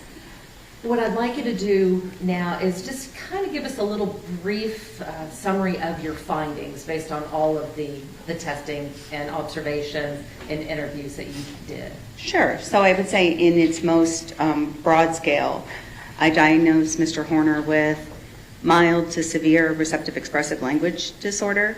That's a strange diagnosis because it is so differential to say mild to severe. But Mr. Horner has some pretty splintered language skills, so some aspects are he's much more competent in than he is in others. And then I also diagnosed him with what's called symbolic dysfunction relating to pragmatic communication. That's a fancy way of saying that he's got a profound social communication deficit. And that's secondary to his organic autism spectrum disorder diagnosis. So let's talk about these diagnoses. Mm-hmm. Have you been asked to give an opinion as to how these diagnoses may have impacted Tanner, not just throughout his life, but through the crime itself and up to his present incarceration? Yes. So I basically looked at historic or retrospective information, as well as information that happened post-crime, and reviewed records, interrogation videos, jail calls, letters he wrote, to kind of evaluate the use of language constructs after the crime itself. Why is this important for the jury to know? Because of the fact that he has profound social communication deficits, we see evidence of that in his interrogations, in his interactions with loved ones through the jail calls. That would be certainly indicative of somebody who is struggling with social norms, and certainly could be deemed as highly inappropriate. And understanding a little bit more about the nature of his social communication deficits, I think, is really the goal. Without your explanation of what you see in the interrogation videos, in the jail calls that you reviewed, and some of the other evidence that you reviewed, is it possible for those interactions to be misconstrued? Absolutely. So if you look at the words he said, his demeanor, so how he says things in the interrogation, and certainly following in his letters and in his calls, he would seem completely heartless and very inappropriate at times. And being able to look at it through the lens of somebody who's on the autism spectrum and recognizing breakdowns or differences in social communication is something that I was specifically looking for. Do you think that testimony would assist the jury in deciding the ultimate issues in this case? I think it could. I'll pass the witness, Your Honor. Cross-examination. Thank you, Judge. On your specific conclusions, are you just going to be talking about those 2 diagnoses that are in your report? I'm not sure. Do you mean what will I be asked during direct, or? What are you going to testify specifically about Tanner Horner? So the way that his social communication deficits, along with related, because I am an autism disorder specialist and expert, his related difficulties can be evidenced throughout the crime and his behavior afterwards. And do you have specific examples of that? Yes. And what are those? So I'm going to look at, or would like to talk about, issues relating to theory of mind deficits, central coherence challenges, profound social communication challenges, which goes hand in hand with nonverbal communication, or the use of conversational rules and routines, and also understanding of social norms, executive functioning challenges. All of those are a part of what we see in autism, and what I specifically was looking at with Mr. Horner. And did you find specific examples of that? Yes, ma'am. And what are those? So I guess I'm not sure how in depth I'm supposed to go, but I can give you, so I guess I wonder how, just go ahead and talk? Yeah. Okay, so some specifics then would be the fact that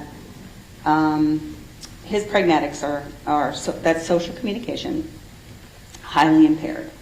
And he has what we call basic functional communication and an understanding of social norms in terms of scripted or typical, manners-based speech. So during the assessment, someone sneezed outside of the room and he's yelled out, "Bless you," because he knew that was an appropriate response.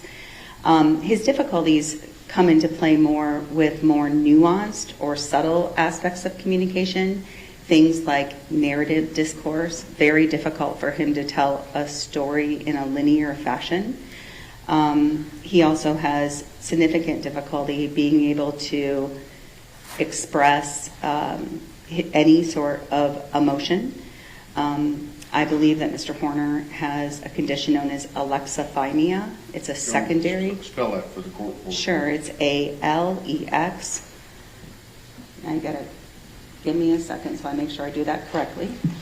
ALEXITHYMIA. And this is a common trait among individuals on the autism spectrum.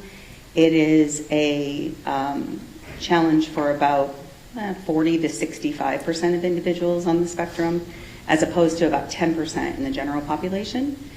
It is a condition where you have difficulty being able to feel emotions the same way that those of us who are neurotypical, who do not have alexithymia, can feel them, and sort of an overall lack of awareness of their internal state. It also can affect their ability to express empathy or even remorse in a way that's considered prosocial. Okay. And on this alexithymia, was that something that you diagnosed Tanner with, or are you relying on somebody else? Myself. So alexithymia it's more of a trait than a formal diagnosis. And right now the hallmark measure for diagnoses is actually a free instrument that's been made available called the Toronto Alexithymia Scale. Can you really spell that? Yes, sir. Toronto, and then alexithymia,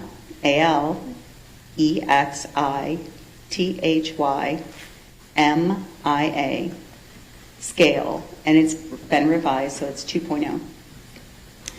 And it basically allows us to determine whether someone is able to describe their feelings, whether their thinking is externalized or internalized, whether they have difficulty identifying their own feelings, and whether they have difficulty, and I'm not sure if I said this one already, but describing their feelings. So Mr. Horner had difficulties in all aspects of relating to alexithymia. And you talked about empathy. How is empathy related to alexithymia? So empathy in itself is sort of this ability for an individual to understand or feel what someone is experiencing. There's cognitive empathy, which is like, I see how you feel that way, versus affective empathy, which is, I feel it with you. And Mr. Horner had difficulties, I think, in expressing empathy. But I am going to also assert that I saw evidence of him possessing empathy, which is really common in individuals on the autism spectrum. And your evidence of him expressing empathy, was there anything that you're going to discuss that is not included in your report with regards to that? Mm-hmm.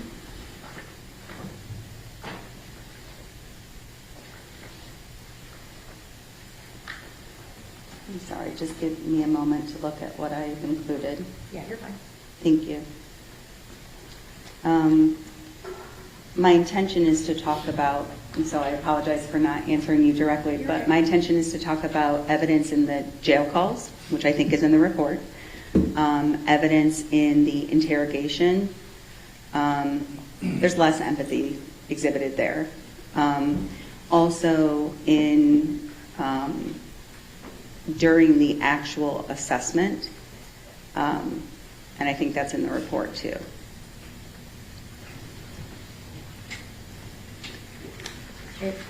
And what part in the assessment was empathy?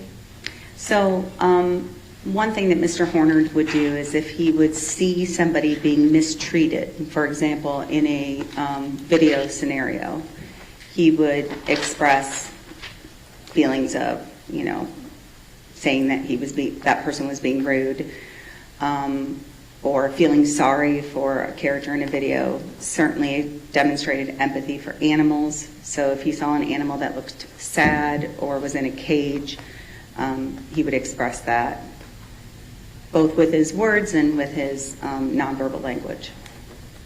Okay. Are there any other, specific examples that you are going to be speaking about on these jail calls or interrogations?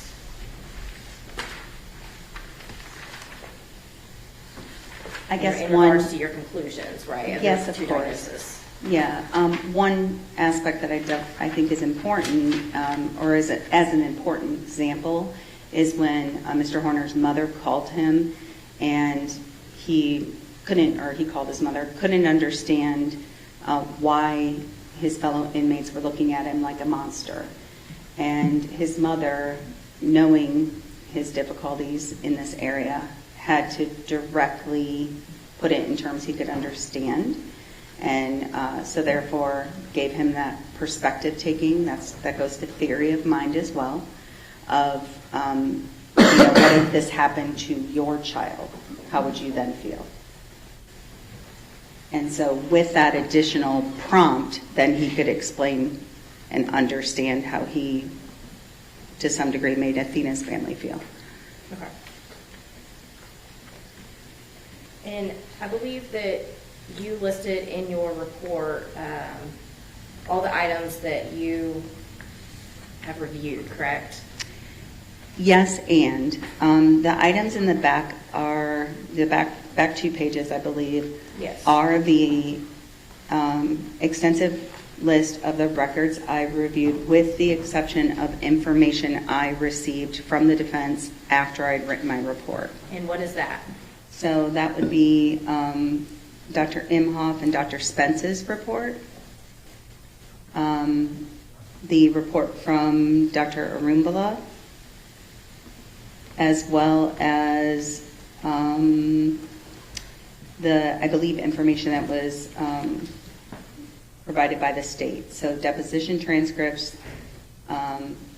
jail records, the abduction video, and prior bad acts.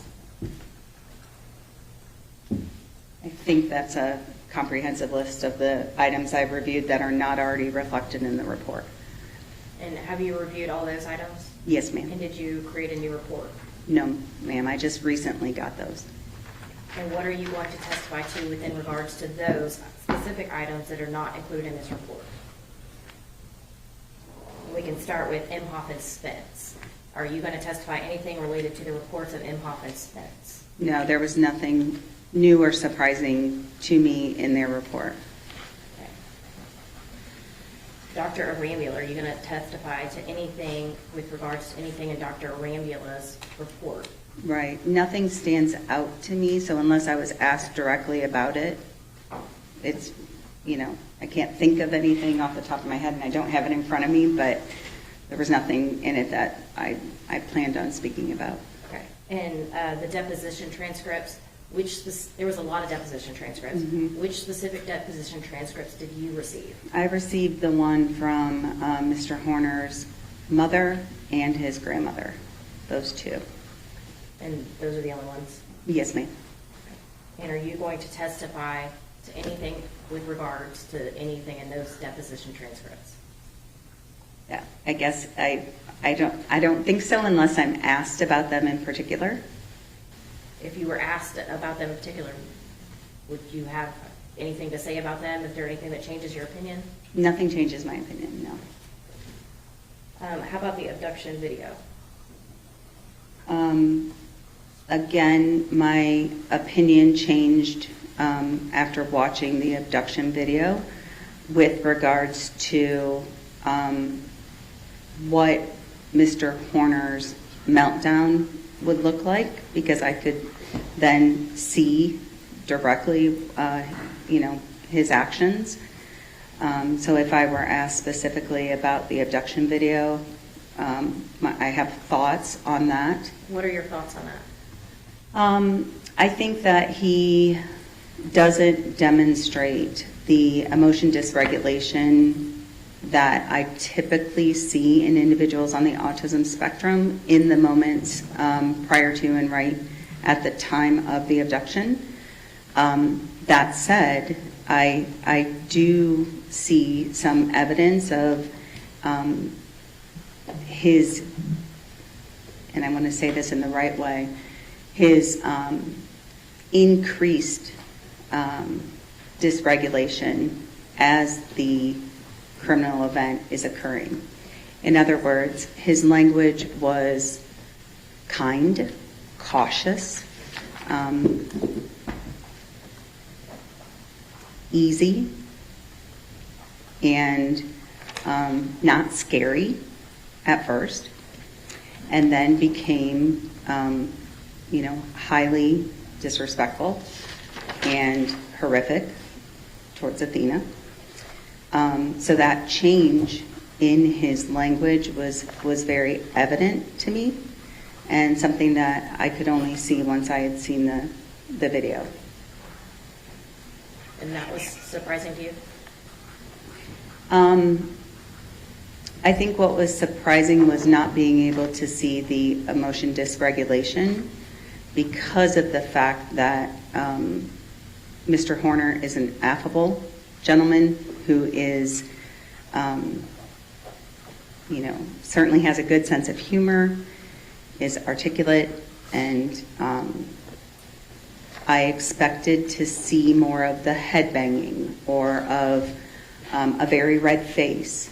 Some of the things that I see with, somebody who is autistic who is having a meltdown. That said, Mr. Horner in the interrogation describes a period of disassociation without using that word, kind of losing time or, feeling like he wasn't in control of his actions. That I can also see. And to be honest with you, you've heard the adage that when you've seen one person with autism, you've seen one person with autism. It can look very different. So his emotion dysregulation, taking a sort of quieter lens is not, it was surprising to me, yes, but it's not without precedence.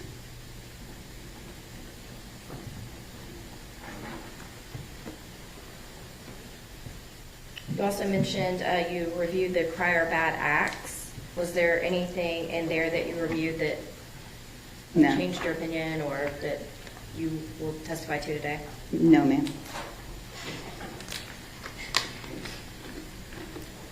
What did Tanner Horner tell you about what he did Mr. to Horner Athena? told me that he backed into her because the backup camera was not working. He also told me that he strangled her. I would say that the story that he gave me at the time of the evaluation was very similar to what he told the investigators in the interrogation.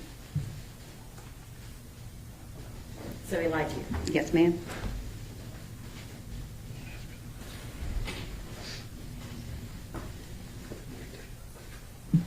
Did he tell you anything about sexually assaulting Athena Strand? No, ma'am, and I didn't ask.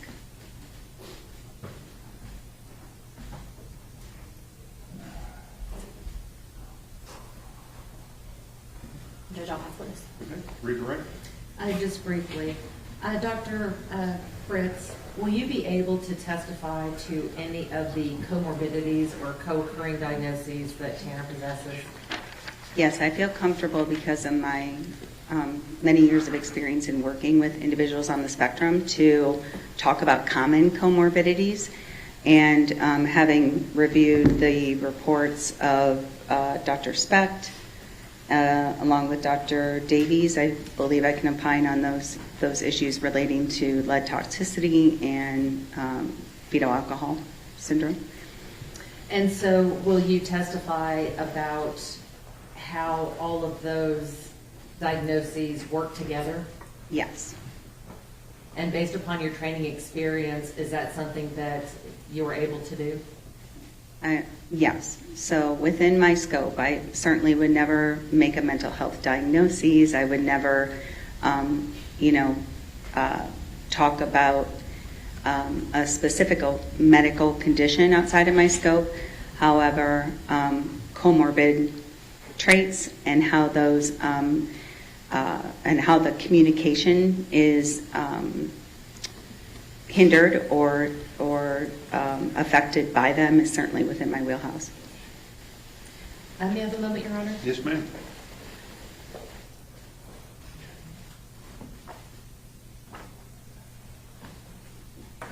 Nothing further, Your Honor. Ms. Dewar? Nothing further, Judge. Thank you, ma'am. You step back in the office. Thank you, sir.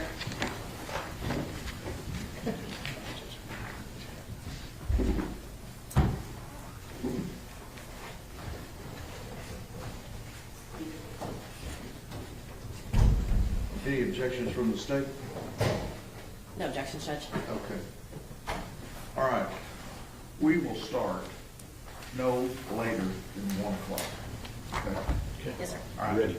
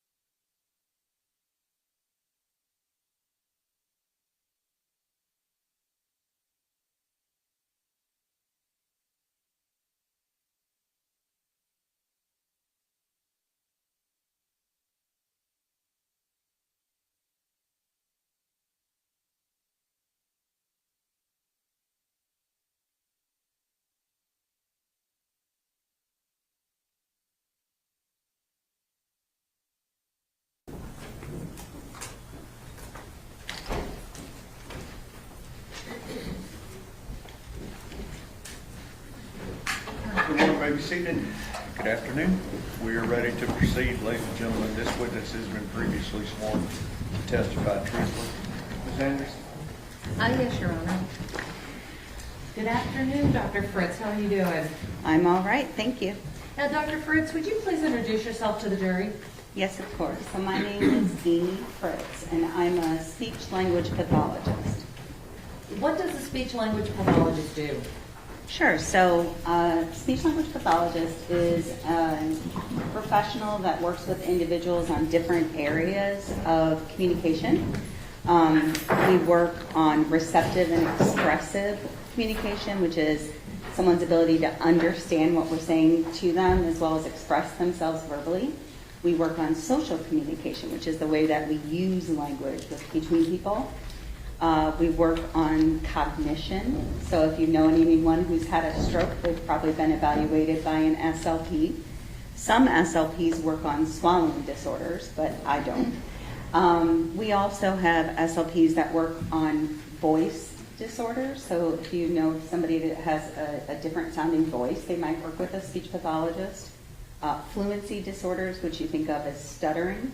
So it's a wide variety of issues that we address, and we also work with people across the lifespan. So I have colleagues that work in neonatal units, and I have colleagues that are working with people at end of life. And Dr. Fritz, do you have any area of specialty? Sure. So I've been a speech pathologist since 1999, and I have specialized most of that time in autism spectrum disorder.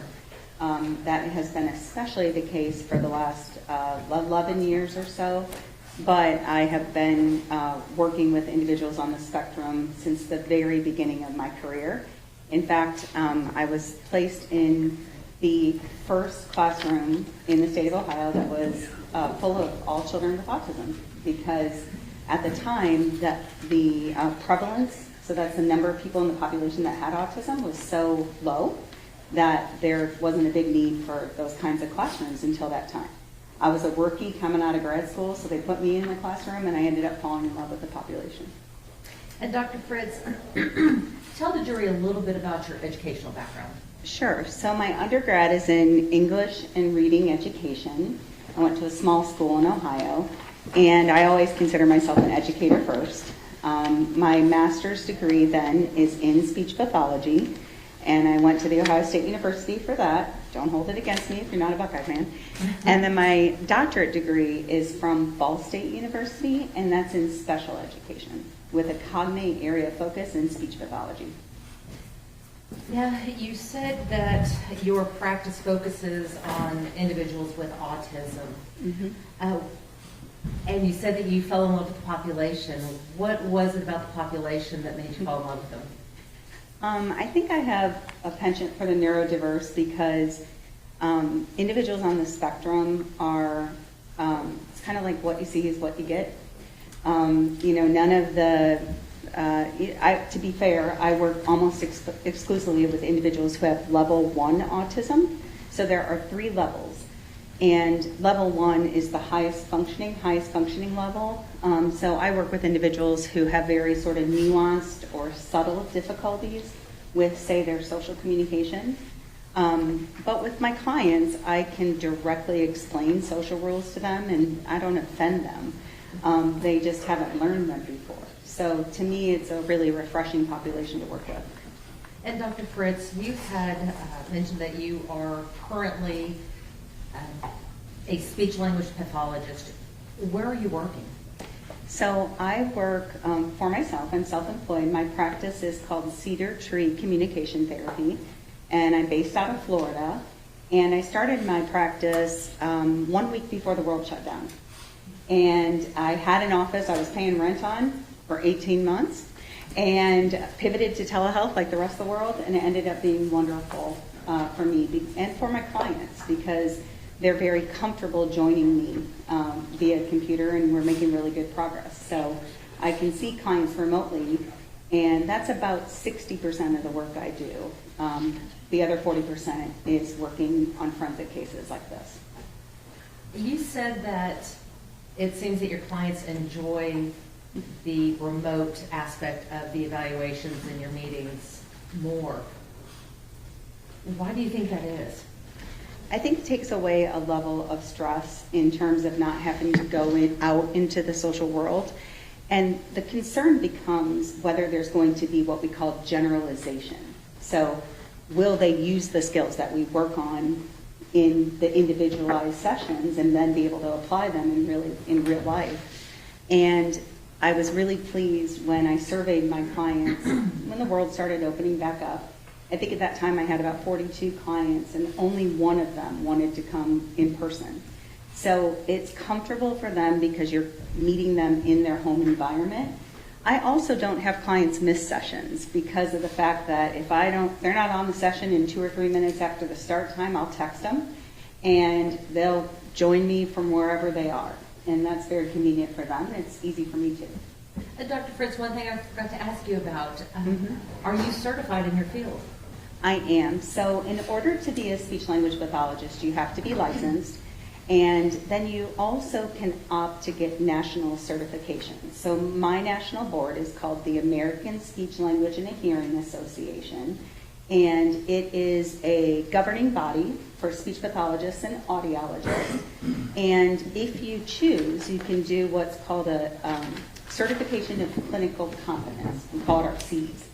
And if you get your Cs, then you're nationally certified. It takes about a 9-month period of time where you're being supervised by a mentor.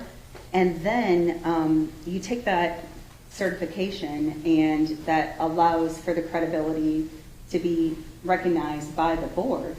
And then you have to keep up that credentialing through continuing education throughout your career. Dr. Fritz, have you ever presented at professional conferences? Yes, so I've presented at several state conferences. I also have done some work presenting at the local level, done lots of parent trainings, lots of educator trainings in the state of Florida, and some in Indiana and Ohio as well. Is it just the parents, or do you present to other organizations? Sure. So parents are a big one. Educators are another big one. And it might surprise you to know that we also do a lot of training with law enforcement. And the reason for that can be multifold. It started off early in this world of autism as being able to help law enforcement understand what autism was and how somebody with autism might present. And then over time, it's kind of merged into individuals on the spectrum going through and becoming law enforcement officers themselves. And typically they do really well when they get through the academy, learning how to follow the rules, understanding procedures. But then when you go into, the field training, which is more dynamic, minute by minute decision making, it tends to be a bigger challenge. And so with this extensive increase in the amount of autism in our community, we see autistic individuals in every career, every field, and so knowing how to best support them is an important part of what I do. And Dr. Fritz, I think you may have said this before, but do you work in both the clinical and forensic fields? Yes, so I consider myself a clinician first. The forensic work is important to me because it's important to me to make sure that justice-involved clients are understood in light of their autism. I think perhaps my favorite is when I can work with a client who either has become justice-involved or is in danger of becoming criminally involved, and we can work on, sort of rehabilitative social cognition strategies to avoid future justice involvement. Have you testified in both state and federal courts? Yes, ma'am. All right. Dr. Fritz, I want to turn your attention to this case in particular. Okay. Were you retained by the defense in this case? Yes, I was. What were you asked to do? To evaluate Mr. Horner and any relevant collaterals, just other people who he was familiar with or who were familiar with him, and determine what, if any, presence of autism and its related social communication deficits were relevant in the current case. What have you done so far in this case? Sure. So I spent a lot of time reviewing records. So we look at educational records to get a good understanding of a client's history. I also looked at social history as much as it was available. So that's information about Mr. Horner's family life and how that might be relevant. I examined some medical records because he's had quite a few associated medical conditions and hospitalizations. Also did some interview with Mr. Horner directly, along with direct assessment with both him and with his grandmother. Dr. Fritz, what is your normal hourly fee for your forensic work? So it ranges depending on what I'm doing. If I'm traveling to come to a case or to go evaluate somebody, there's one rate. If I'm doing something high pressure, like sitting here talking to you, there's another rate. It averages out to $370 an hour. Approximately how many hours have you put into this case? So far, let's see, close to 100 hours. And how much have you been paid so far? So I think right around 15,000. Do you know what your outstanding bill is as of today, April the 27th of 2026? Hopefully my assistant does, but I'm going to guess that it's somewhere around 15 to 20. 1,000? Yes, ma'am. And Dr. Fritz, did you prepare a report of your findings? I did. And did you provide the court a copy of your resume? Yes, ma'am. Your Honor, I believe we have already offered Defense Exhibits 75 and 76 for all purposes. It's 76 and 77, and I was they have been admitted. May I approach, Your Honor? Yes, ma'am.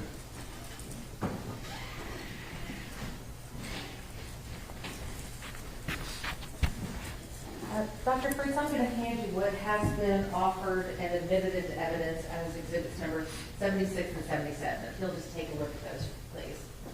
Thank you. Mm-hmm. And what is exhibit number 77? Number 77 is a copy of my resume. You might also hear it called a CV. But I'm a clinician rather than a researcher or publisher, so mine looks more like a typical resume. And defense exhibit number 76, what is that, please? That's the formal report I wrote of my speech language assessment of Mr. Horner. You can hold on for this. Okay. Just have to give them to the court reporter. Okay. You know what? I'm going to give them to you. I'm going to give them to her now because otherwise, yeah, I don't want to walk off with them. Thank you.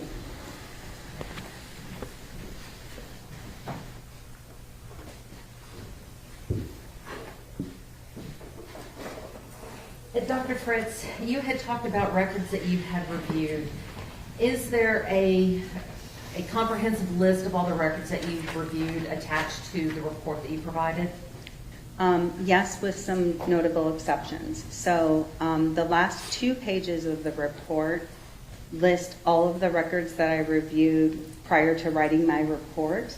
But then, since I've submitted my report, I've received some other pieces of information, videos, and records to review that are not explicitly contained in the report. Did any of the new information that you received change any of your opinions that are contained in your report? Not significantly, no.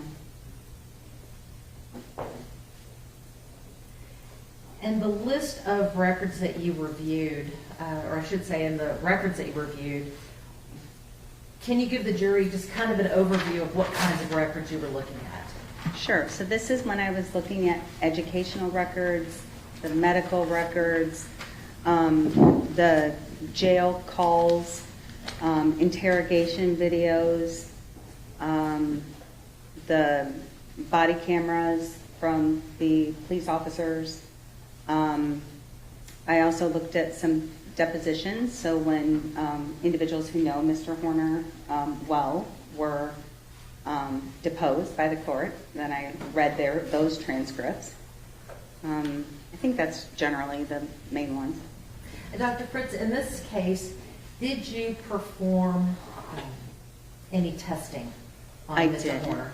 And I want to go back, Ms. Anderson, for just a moment, because I was remiss in not mentioning the fact that I also reviewed some other experts' reports.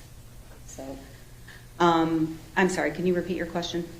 Yes, well, I'll just build on that. You said that you had reviewed the reports of other experts. The reports that you reviewed from the other experts, did those experts do any testing? Yes. Did their reports contain the results of the testing? Yes. Did you use the results of their testing in formulating your opinions today? No, not directly. The only exception to that would be reports relating to diagnoses of fetal alcohol syndrome and lead-based toxicity. And really the only influence that has is to mention that several of the deficits that I noted in Mr. Horner's social communication can be caused by those conditions as well as by autism. Did you rely solely on the records to form your opinion? Solely on the records, the interview, my clinical observations, and the direct assessment. So let's talk about your clinical observations and the direct assessment. Were you able to meet with Tanner? Yes, ma'am. How many times did you meet with him? I met with him across 2 consecutive days while he was in the jail. About how long were your meetings with Tanner? I think we were 3 hours one day and 4 hours the next, or vice versa. During your meetings with Tanner, did you do any testing? I did. And can you give the jury just kind of a brief overview of the type of testing that you were giving? Sure. So I was looking at communication in particular. So I looked at assessments that are designed to determine his level of expressive and receptive language. Remember, I told you expressive is like how well you get a message across, and receptive is how well you understand. I looked at social communication, that functional language use. I also looked at vocabulary, both receptive, so how much he's understanding, and how much he's producing, which is expressive vocabulary. Did you interview anyone else as a part of your evaluation? Yes, ma'am. I interviewed Mr. Horner's grandmother. Is she what we might call a collateral witness? Yes, ma'am. How important is it when making these assessments that the evaluator reach out to collateral witnesses? I think it's critical, and this isn't an offense to Mr. Horner. It tends to be true of the population, that a lot of individuals on the spectrum are not great self-reporters. Sometimes that's just because we don't know what we don't know. And so level of self-awareness can affect accuracy in reporting, and so it's really helpful if you can have the opportunity to talk to collateral witnesses. What can the collateral witnesses provide to you that you can't get from reading a deposition or reading a medical record or Sure. education record? Yeah. So, the records give us the black and white, and a collateral witness can give you a little bit more of the gray areas. You can talk about how you really saw deficits affect the person day to day. And so I think that was the main purpose that I got out of it. Also just to verify that this has been a lifelong condition, because one thing that, if you don't know already, you'll learn about autism is it's a diagnosis that is present from the time of birth and is present throughout life. So there's no cure for autism. Most of us in the field say that we're not looking for a cure for autism because it's a difference. And at the same time, we recognize that it is a lifelong condition.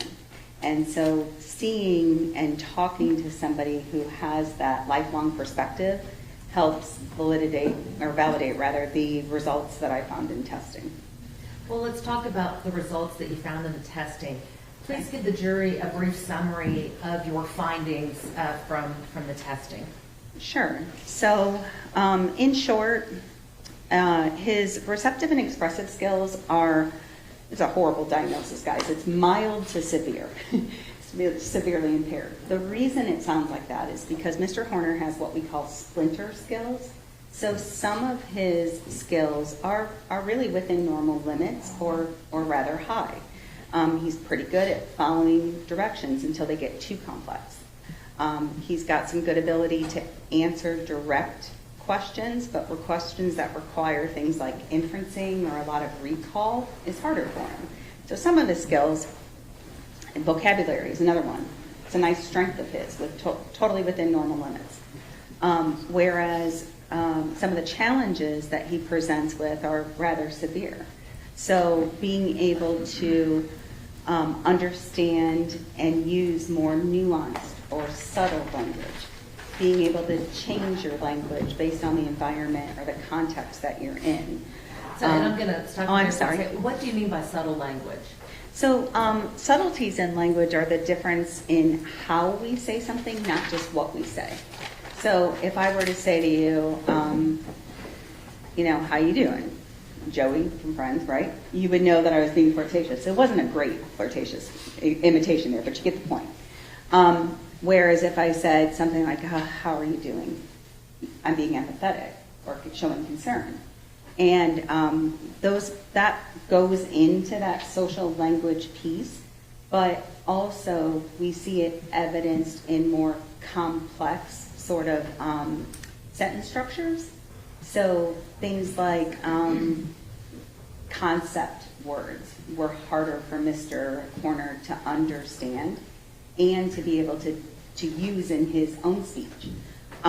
He also has a significant difficulty with what's called narrative discourse skills. What is that? Yeah, it's being able to tell a story in a linear fashion. So when we tell a story, there's a beginning, a middle, and an end. We start the story, we introduce the problem, you have the problem-solving aspect, and then you conclude the story. And Mr. Horner does not have the ability to do that. Now, Dr. Fritz, you mentioned mild to severe mixed receptive expressive language disorder. Was there any other diagnosis that you gave Tanner? Yes. So I've told you already he has profound deficits in his social communication. We call that social pragmatics. Because of the fact that I know that those deficits are secondary to a diagnosis of autism spectrum disorder, the diagnosis itself sounds pretty convoluted. So let me read it for you. It is, give me 1 second, guys. Symbolic dysfunction relating to pragmatic communication secondary to an organic disorder of autism spectrum disorder. I told you it was convoluted. But what that means is just social language challenges. And Dr. Fritz, were there any other diagnoses that pertaining to Tanner that you found relevant for your evaluations and or your testimony here today? So there's kind of an informal diagnosis of something called alexithymia, which is difficulty with understanding your own internal state and being able to express emotions, understand the emotions of others appropriately. It's fairly common in autism. We see it in about 45 to 60% of autistics, whereas in the general population it's about 10%. And also, as I mentioned before, the lead toxicity and fetal alcohol syndrome diagnoses that I read about from other experts also are comorbid conditions that are relevant. I would also mention the mental health diagnoses that are really well documented for Mr. Horner, things like, severe depression, history of significant self-harm and so forth, that all goes into play in understanding where he is now in terms of his functional communication. I want to take you back to the symbolic dysfunction relating to pragmatic communication. What is pragmatic communication? So it is language functioning. So it's the use of language and doing so for social purposes. Why is it important? Well, I'm a little biased, but communication is important for every aspect of life. When you're a child, then social communication is how you make friends and how you become well-liked by your educators. When you're getting older, it's how you ask a girl on a date and get her to say yes. It's then how you interview effectively for a job. It also has to do with being able to maintain those relationships over time. So it's, you hear about, for example, relationships falling apart, and the number one reason we hear about is that we have a lack of communication, and that's social communication. What does it mean to have a symbolic dysfunction related to that pragmatic communication? It's just the terminology I have to use because he has a primary diagnosis of autism, which autism itself is made by having, the diagnosis is made by having those challenges in social pragmatic skills and then having a set of restricted or repetitive patterns of behavior or interests. So I say it's like two sides of a coin, and social communication is one side of that coin. Well, how much of the criteria for diagnosis of autism is related to communication? So you have to. So if you think of it as two sides of the coin, you have to have all three of the indicators for difficulties in social communication, and then you have to have two of the four patterns of restricted or repetitive interests and behaviors. Those would be things that you think of when you hear about autism, things like sensory differences or insistence on sameness, whereas the issues relating to social communication have to do with things like social emotional reciprocity, understanding nonverbal communication, and being able to follow conversational acts and turn-taking rules, and being able to build and maintain interpersonal relationships. Well, doctor, let me ask you this. Can a person be diagnosed with autism without having those social communication deficits? No, ma'am. So what kind of social communication deficits or challenges do you typically see in your patients? So in my field, there's an adage that says if you've met one person with autism, you've met one person with autism. And so it can look different for different people. But we see commonalities, challenges with things like emotion regulation, being able to manage their reactions to problems. We see difficulties with conversational skills and routines, maybe interrupting a lot, or not knowing when it's their turn to participate, or difficulty sliding into a group conversation. See difficulties with things like making and maintaining friendships. I also see a lot of clients working on being able to send messages where the messages they send match their intentions, whether that's nonverbal or verbal. Did you see any of these social communication deficits in Tanner? Yes, I saw all of them in Mr. Horner. I want to go back to some of the testing that you did. Okay. Specifically talking about assessing pragmatic communication. Is there a particular test or set of tests that you give related to assessing the pragmatic communication? Sure. So because of Mr. Horner's age, it's not like I can give you a standardized score and say here's how impaired his social pragmatics are, because we just don't have those assessments available for adults. But what I gave him was an instrument that is a video-based instrument. It provides normative information, so standardized information for somebody up until the age of 18. But it basically shows a little social scenario, and then you ask the client, did something go wrong here? And either something did or didn't go wrong, and the client then has to identify what went wrong and how it should be fixed. What did these tests show?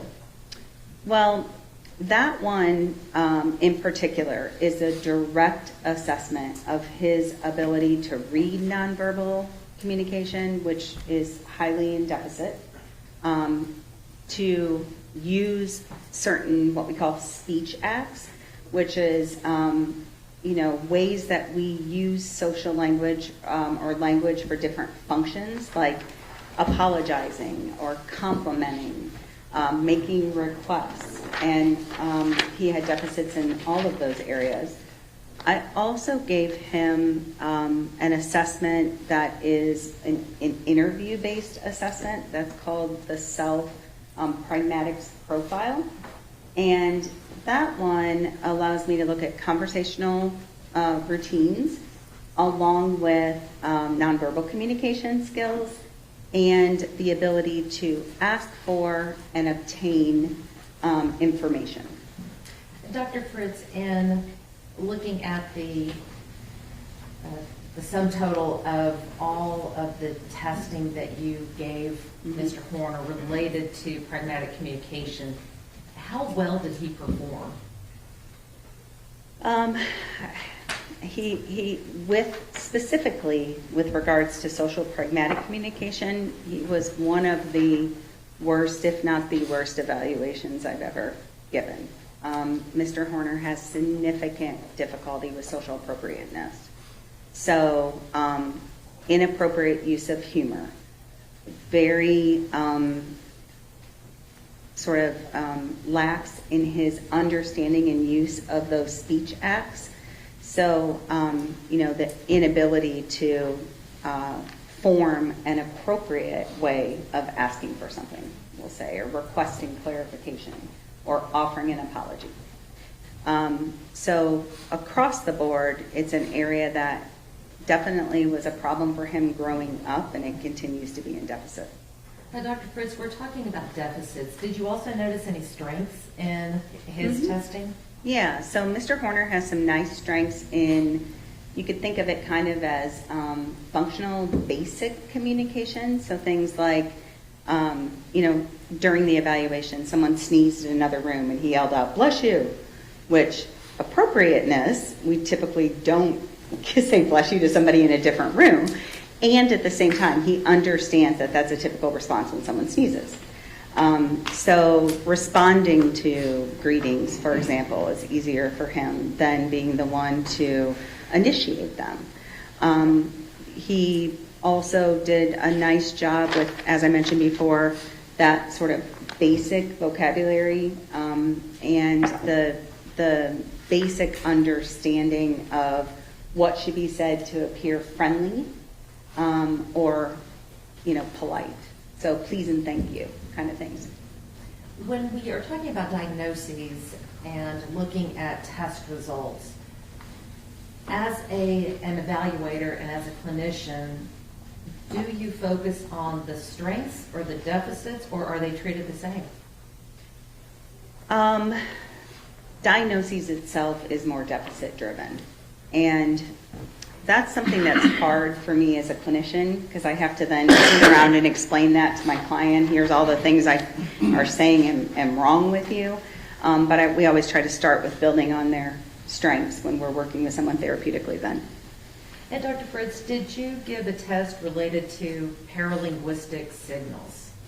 Yes. So that's a part of the CAP, and the CAPS assessment has a subtest that looks at tone of voice and facial expressions and other what we call extra linguistic cues like phrasing And he did not correctly interpret any of those sort of hidden emotions in others, nor was he able to demonstrate when I would say to him something like, how would you say this? His ability to match intention with his message is really poor. Why is that important? It's important because it causes breakdowns in how you're perceived by others. So is it possible to say one thing, but you really mean another, and somebody interprets it a third way? Sure. How common is that when people on the spectrum? It's a very common challenge that I work with clients on. You mentioned CAPS. What does that stand for? The clinical, I want to make sure I get it right. Hold on, sorry.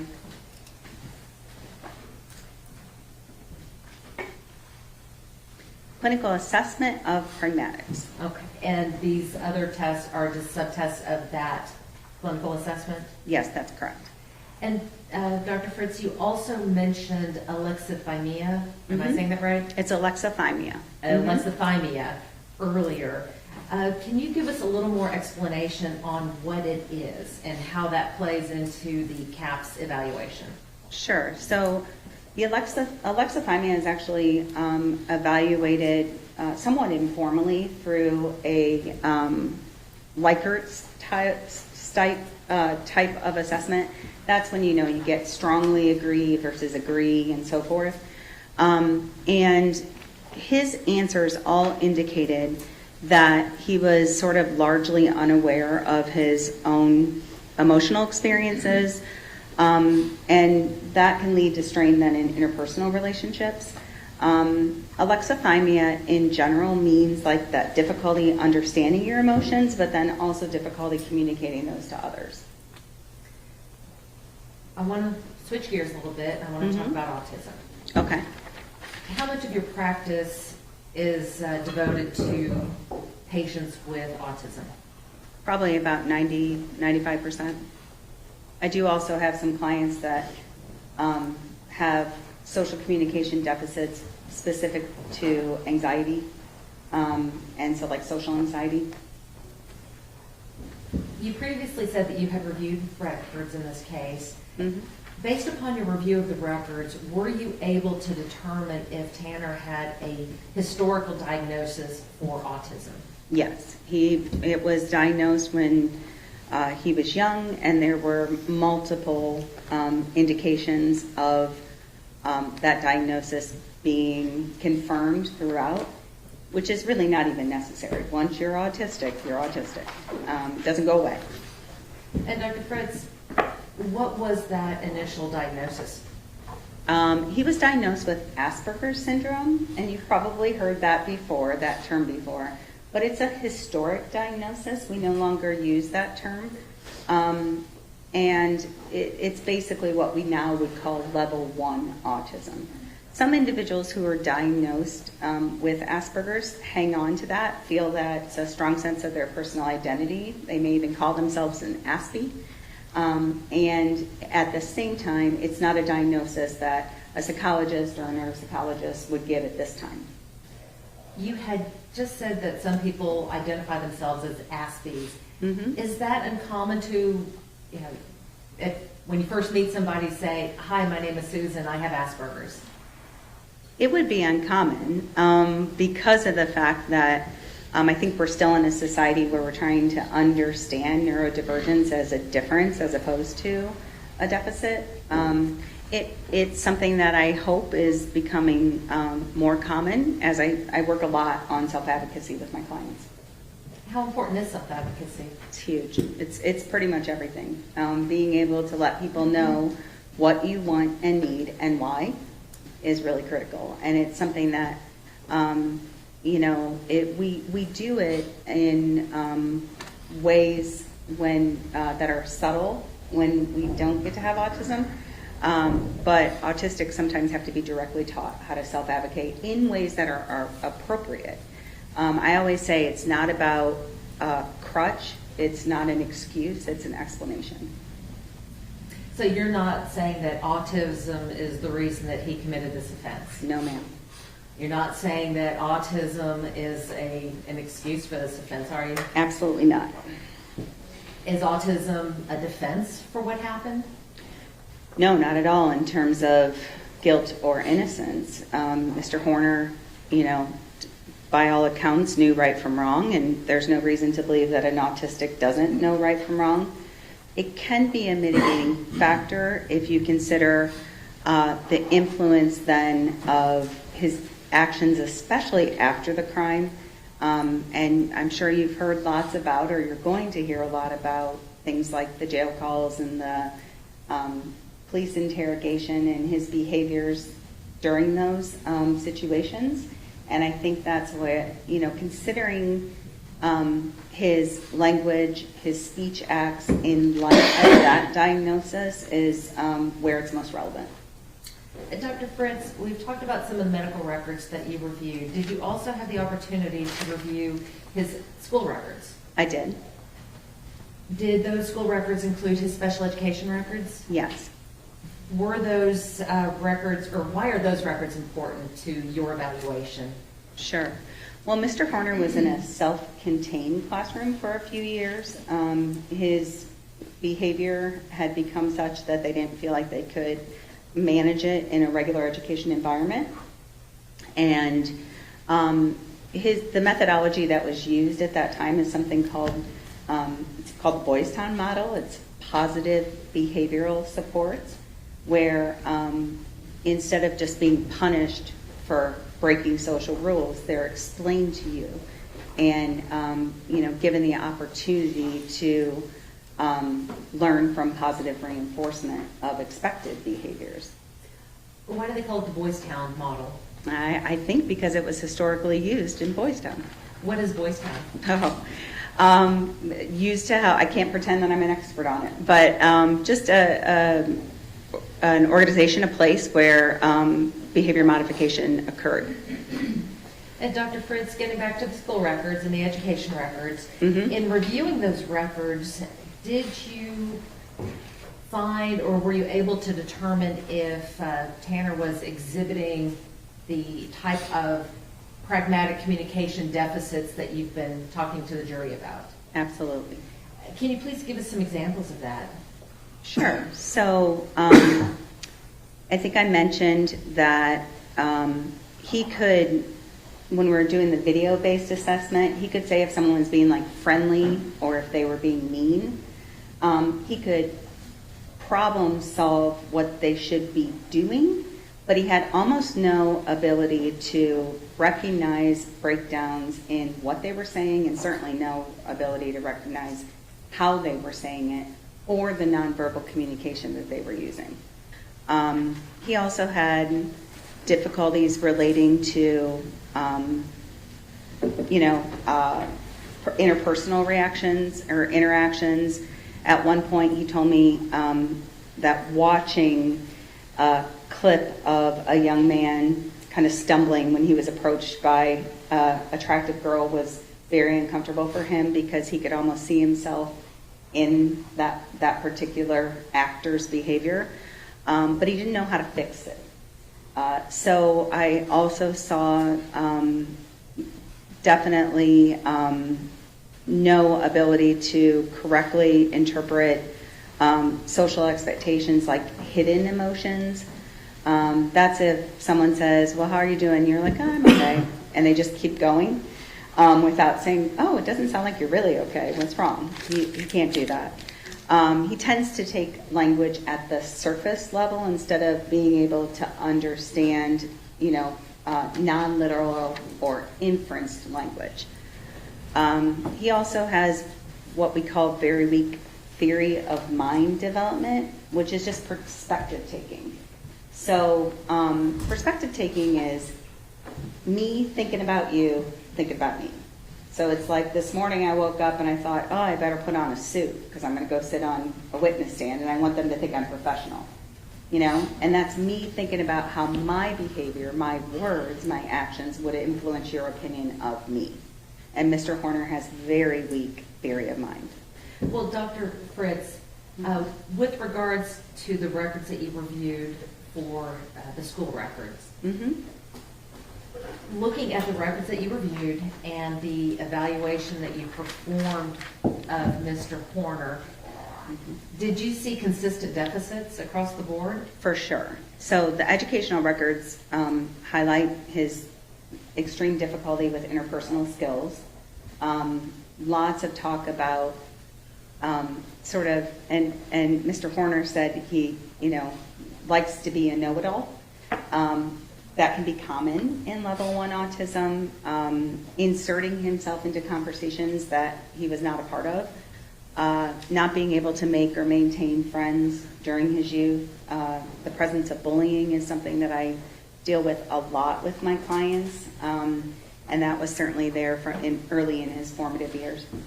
And Dr. Fritz, one of the things that you talked about earlier in reviewing the records and some of the records that you obtained afterwards was some of the other diagnoses that were involved. I think you had mentioned FAS, or fetal alcohol syndrome, and mentioned the mood disorders and things like that. How do all of these diagnoses work together? Sure. So individuals who have autism often have other comorbid conditions. Some very common ones include anxiety, attention deficit, other mood disorders. So some of his mental health diagnoses I see very regularly in individuals on the spectrum. And then the diagnoses of his exposure to lead-based paint and lead toxicity, along with the fetal alcohol syndrome, those are only relevant because the types of difficulties he has with regards to executive functioning, memory difficulties, challenges with attention and planning, those kinds of things are deficits that are often seen in those two other diagnoses as well. And one thing you should know is it's not like it has to be mutually exclusive. You can have FAS and be autistic. You can have Down syndrome and be autistic. So it doesn't have to be one or the other.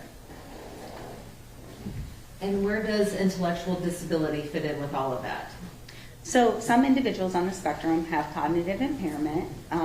That's probably going to impact the level of autism that they have. So generally when individuals have a cognitive deficit, they're going to be diagnosed with level 2 or level 3 autism because it's more significant. Mr. Horner's cognitive abilities are within normal limits. Dr. Fritz, I want to switch gears again. I want to talk to you about some of the problems that autistic people can face. And I believe that we had talked about reactions and matching reactions to the size of a problem. Why is it important to be able to match your reaction to the size of a problem? Well, the biggest reason that I see most regularly is it affects other people's opinions of you. So when you have great big reactions to what other people might consider a small problem, people don't want to be around you much anymore. I give my clients sort of definitions for small versus medium versus large problems. So small problems are ones that just affect you. You got a hangnail, or you can't find the shirt you wanted to wear, or you didn't get to go first in line. Medium-sized problems affect a small group of people, and the uncomfortable feelings that come with it should last a little bit longer than a small problem. So that might be something like getting into an argument with your family members, or you screwing up a game and costing, getting the last out and costing your team the game, right? It's going to affect a small group of people. That feeling is going to last a bit longer. So having a medium-sized reaction to that is understandable. And then I always say, those great big problems are ones that have lasting effects. So natural disasters, certainly death of family members, things like that, where it takes a lot of people to fix the problem and the feelings might last a long time. When we're talking about social cognition versus social communication, where does the matching of problems or matching of reactions to the problems fall? Probably both. So social cognition is social thinking. And when I'm explaining it to my clients, I explain that we have like kind of a downstairs brain and an upstairs brain.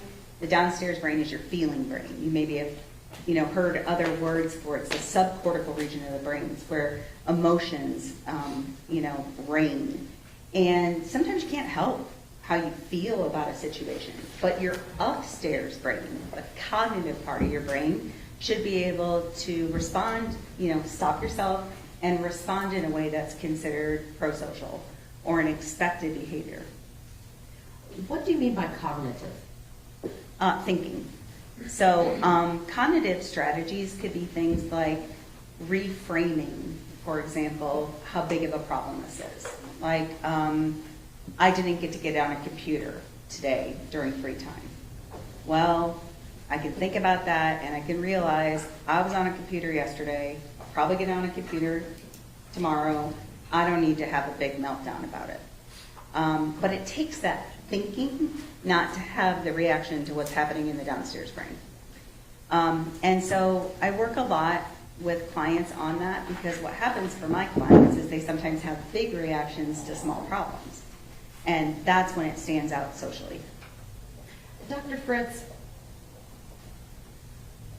what could make someone who has maladaptive behaviors, but very little history of violence, snap and commit an offense like the one that we have here today? I don't know that I know that answer. There usually is some triggering event. I talk to my clients a lot about triggering events, okay? Recognizing your own triggers. Some people have spaces that they're uncomfortable in, so if they have a big sensory difference, then maybe being in a wide open or echoey space could be a triggering event for them. Maybe they have a lot of insistence on sameness, so their routine gets changed, and that can be a triggering event. Sometimes it could be something interpersonally related, like the person you love decides they don't want to be with you anymore, and that can be a big triggering event. So sometimes it can be simple, everyday things, and other times it can be, more traumatic events. When we're talking about triggers, are the triggers are they the same for everyone, or are they going to be different for everyone? No, they're different for everyone, and I always explore them with my clients who have difficulties with emotional regulation, because knowing your own triggers is critical to being able to learn how to manage them. Some triggers you can avoid. For example, I have a client that hates roller coasters, and it really bothered her that she didn't want to go on the roller coasters with her classmates. We live in Orlando, and there's a lot of roller coasters there. But you can avoid roller coasters for the rest of your life. It's not a big issue, right? If your triggering event is something like going to the doctor, and you need to go to be able to get your physical, get a vaccine, and so forth, you've got to figure out some coping strategies to deal with that trigger. But what if you don't understand your triggers? What if you don't know what triggers you? Then you tend to have big reactions to small problems.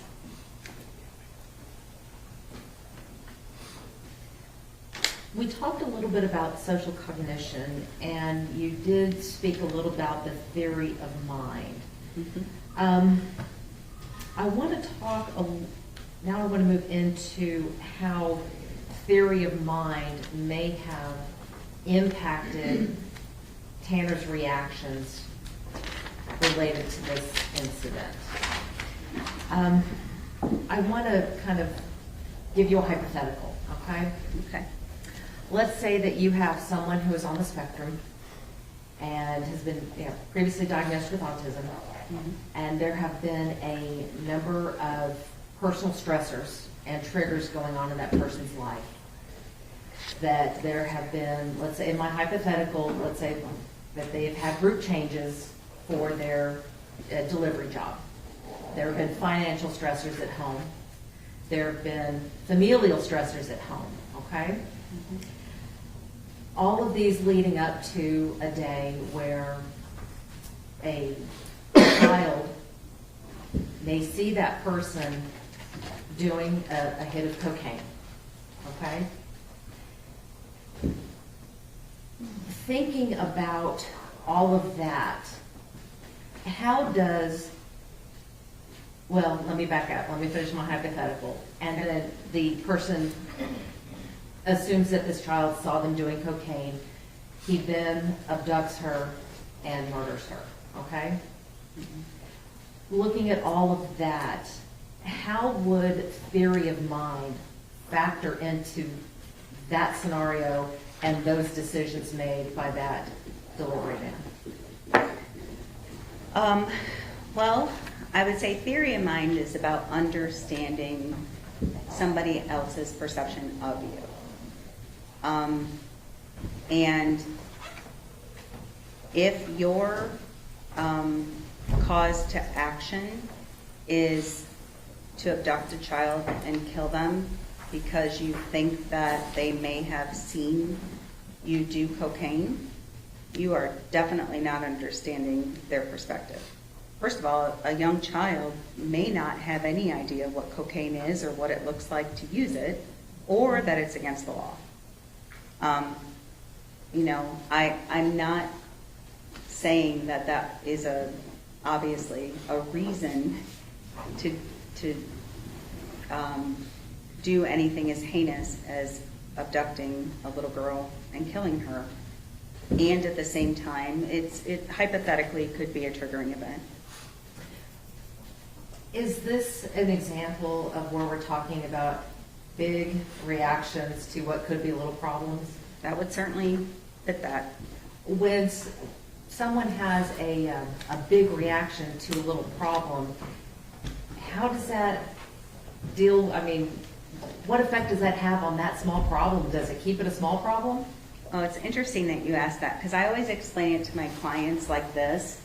If you continue to put energy into a problem without taking the time to calm down first, you're probably going to make the situation worse. So I always say when stress goes up, the ability to problem solve goes down. Language processing goes down. Okay? It's an inverse relationship for all of us. And so it's why we say, I just need a minute. I'm not ready to talk about it right now. Because we need that time to calm down before we work towards socially problem solving something. So then I tell my clients, if something is in your locus of control, so something that you can actually change, that's something to put your energy into. You can't figure that out when you're up here emotionally, if you're dysregulated. So first you got to calm down. And then you can find out if it's within your control. And putting your energy into things that are within your control can affect positive change. Putting your energy into something that is outside of your control is probably just going to make the problem bigger, or at least keep it the same. And Dr. Fritz, we've been talking about social cognition. Part of social cognition, would that include something known as central coherence? Yes. So central coherence is the idea of not being able to see the tree through the forest, or the forest through the trees, I think is how the saying goes. It's that idea that one small detail can take precedence over the big picture. And it tends to be a challenge, especially when people are dysregulated. But a lot of individuals on the autism spectrum have significant difficulties with central coherence. So they're really focused on a small detail that may or may not be as relevant to the discussion as the big picture. Now let's switch gears again and talk a little bit about social communication. Please explain to the jury what a speech act is. Sure. So a speech act is a group of words, either sentences or phrases that provide a certain function. So whereas we use words like socially to exchange information, but speech acts have a certain purpose in and of themselves. So it could be things like apologizing, making requests, giving somebody a compliment. Complaining is a speech act. So there are speech acts that we are directly taught, and not only the kinds of words that we use to make the speech act appropriate, but also how we use them. So if I say sorry because, my mom says I have to apologize, it's not the appropriate use of the apology speech act. The words are okay, but how it was said is not. Dr. Fritz, I want to turn your attention to the evidence in this case and the evidence that you reviewed. Did you have the opportunity to review all of the interrogation videos in this case? I believe so, yes. Did you also have copies of the transcripts of those interrogation videos?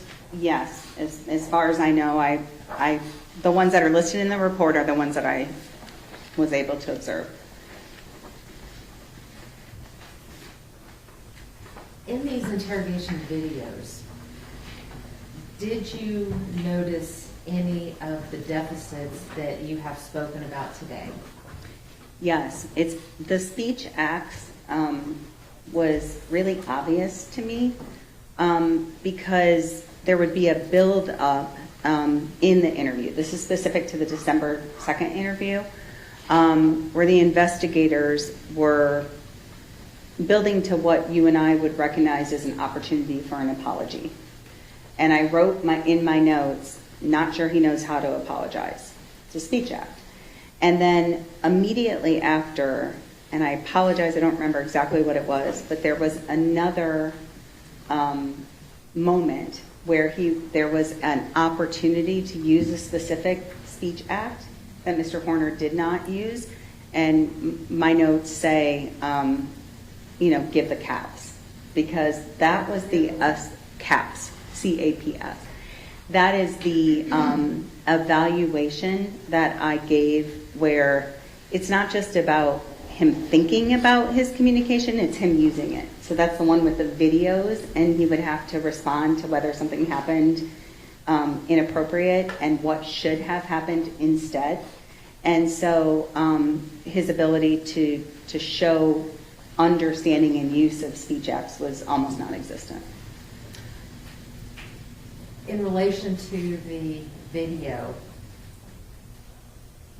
if someone were to look at that video, not understanding speech language deficits, not understanding speech acts, is it possible for that to be misinterpreted?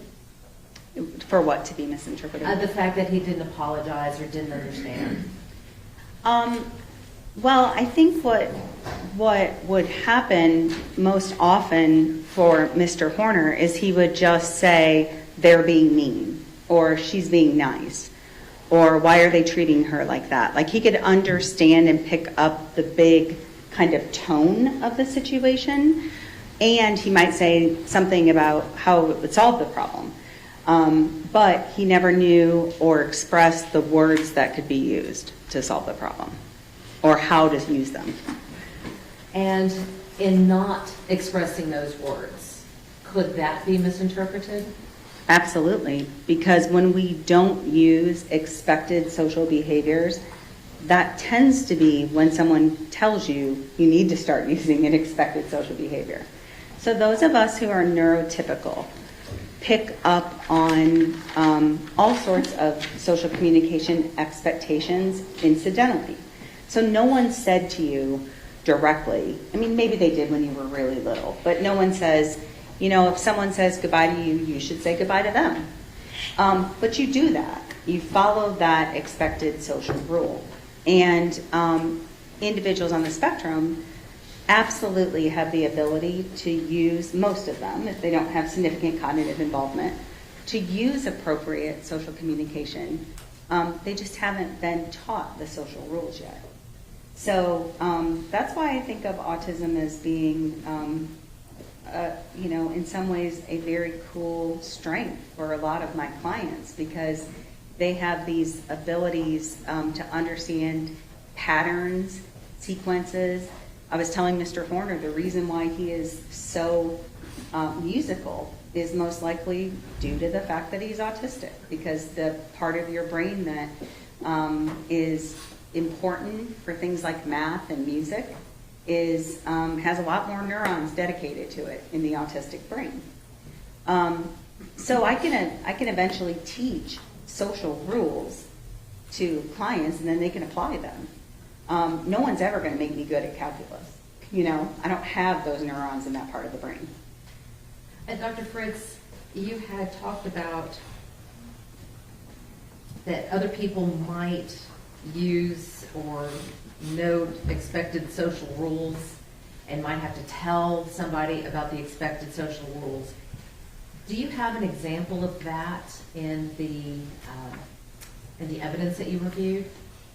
Oh, there's a lot of examples in, the educational IEP goals that he has relating to appropriateness of social rules. A lot of his goals that he had that throughout his formative years related to that. Did you by chance review a phone call between Tanner and his mother? I did. I was able to listen to several jail calls and certainly heard a few between he and his mom. Were there any of those calls that reminded you or brought to your attention about her teaching him expected social rules? Yes, there is a time where Mr. Horner says he doesn't understand why the other inmates are looking at him as though he's a monster. And his mom says, think about it. What if someone did this to your child? And only then was he able to kind of put himself in, the Strand's shoes and understand the impact. So that was an example of his mom knowing what he needed to be able to empathize with their family. And Dr. Fritz, I want to take you back to the first interrogation video. Mm-hmm. Let's talk about Zero. Okay. Do you have any reason to believe that Tanner has multiple personality disorder?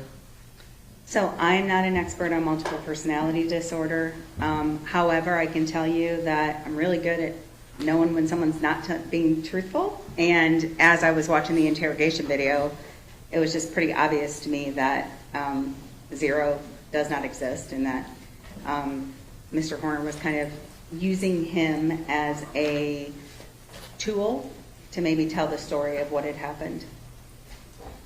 Is that uncommon with autistic people? No. So most of us don't like to talk about things we've done wrong, okay, times we've screwed up. Sometimes my autistic clients often will take it a step further where they don't want to talk about it at all, even to the point of needing to problem solve. So in fact, almost every time a client gets on with me and their parent or their spouse walks in and said, "Did you tell Dr. Amy about?" And then my client says, "I don't want to talk about it." I say, "You know what I'm going to say, which is, you tell me you don't want to talk about it, it's exactly what we need to talk about." Because that's usually when change needs to occur. So talking about their social miscues or mistakes in third person seems to be helpful. I even have several clients that talk about their brain as being separate from their self. So my brain told me to, or my brain thought, or my brain guided me to. I have several clients that talk out loud to self-regulate their behavior. And it's this sort of separation between self and behavior. How does that help? Being able to separate yourself from your behavior? Yeah, I think it has to do with the emotional intensity of the situation. It's why we use a lot of video modeling in my field, so that first we'll start off by showing a clip of someone using the expected behavior or the maladaptive behavior. That's not my client. and ask them to look at it, describe it. My clients can be pretty good about picking out, the differences in that third person perspective. But then when you video model them and put a video of them, especially when it includes a misstep or a miscue, that becomes emotionally upsetting for a lot of clients. That's pretty typical. So is it easier for them to talk about themselves in the third person rather than in the first? Yeah, either in the third person or they talk, like I said, they talk about their brain. Which it was honestly, it's not something that I've seen.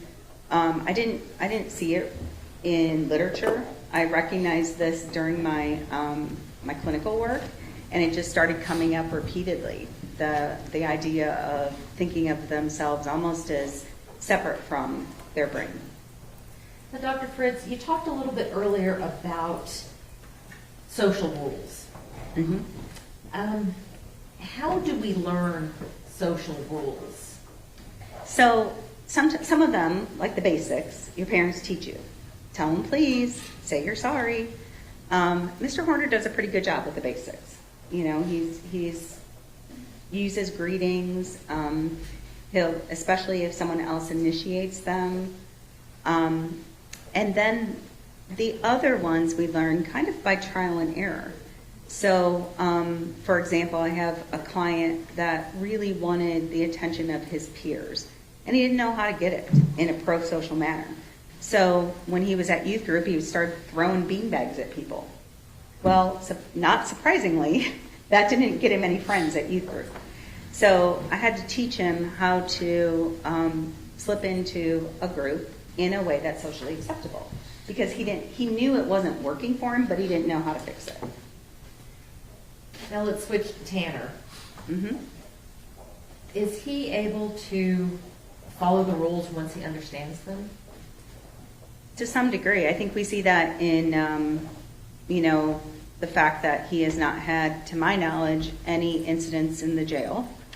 I think that he has followed rules intermittently throughout his life, effectively.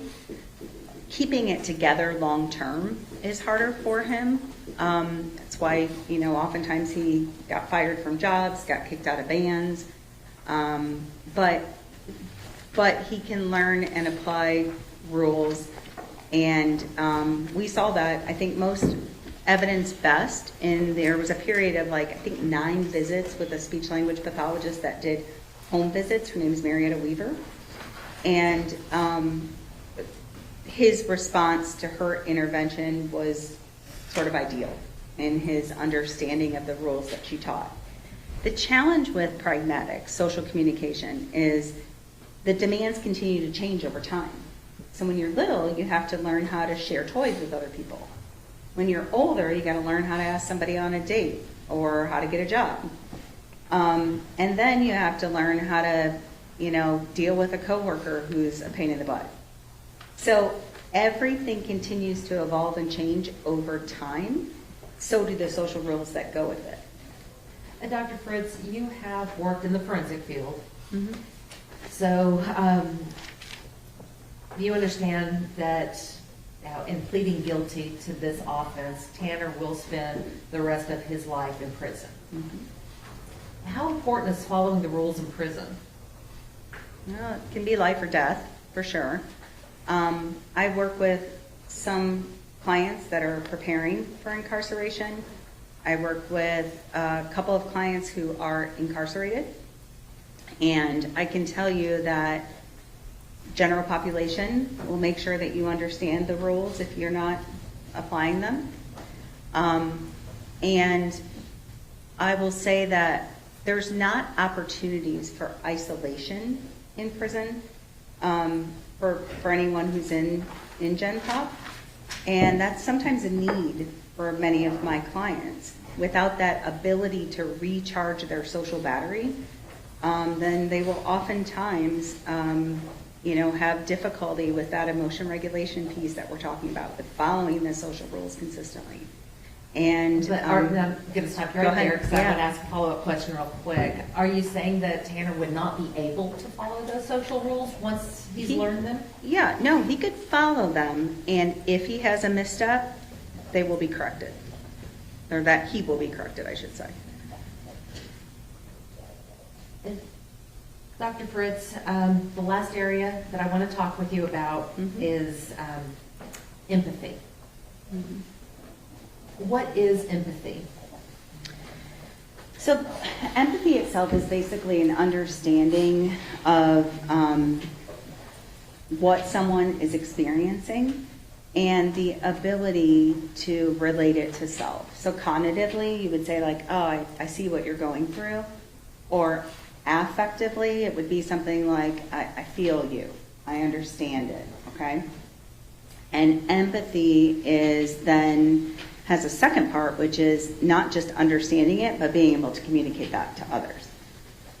Is empathy the same as sympathy? No, sympathy is more, it's like more base level. It's just, I can feel sorry for you, but I don't have to, it's almost like pity. It's not the same as, and I feel that pain that you're going through.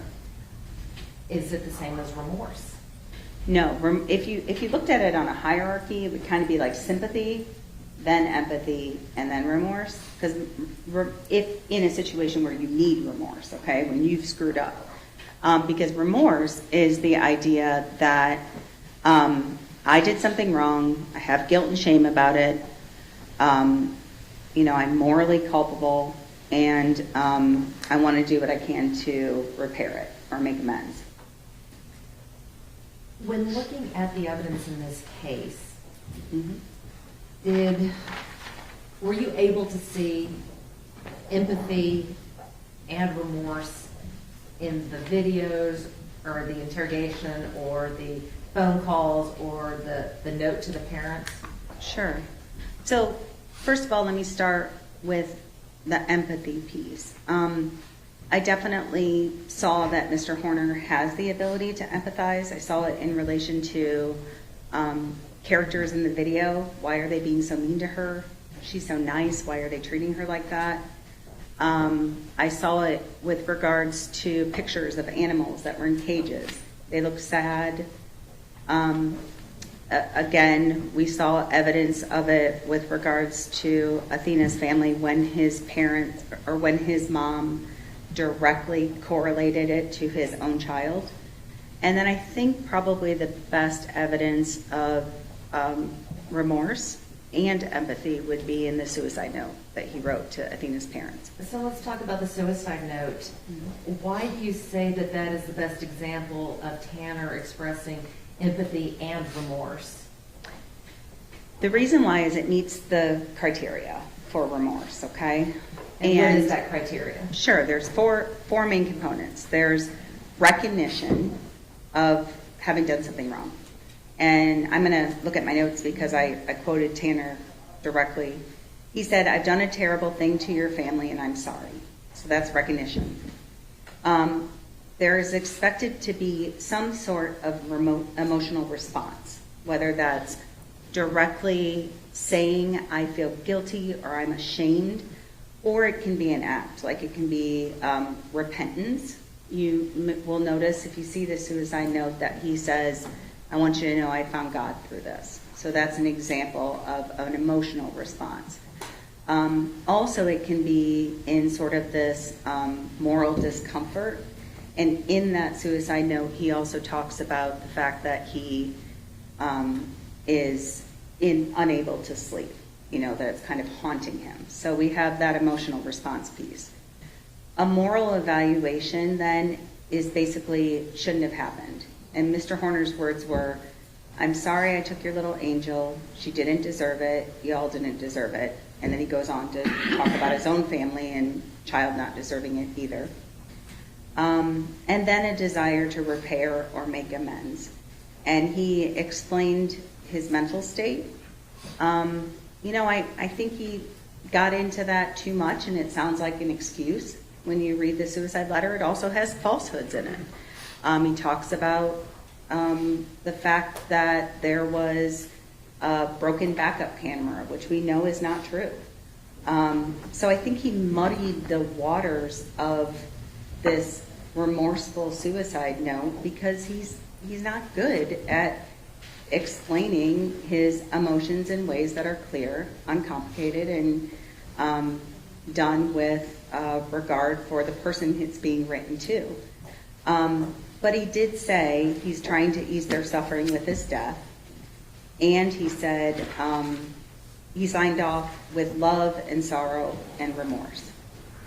And I would consider this potentially lip service if any of this language was easy for Mr. Horner. I don't think it is for him to come up with these kinds of words. And more importantly, he thought he was going to die. He had a very serious suicide attempt. So I take it as genuine. Well, Dr. Fritz, how do you reconcile that with all of the blatant lies that he told the detectives in the note that he wrote to them? I think he was just grasping at straws. I really don't know what he was thinking. But in the suicide note, based upon the criteria that you had spoken about regarding remorse, did his note meet all of those criteria? It did. I'll pass the witness. Let's take a break, and we'll come back in at 2:30, okay? See you there.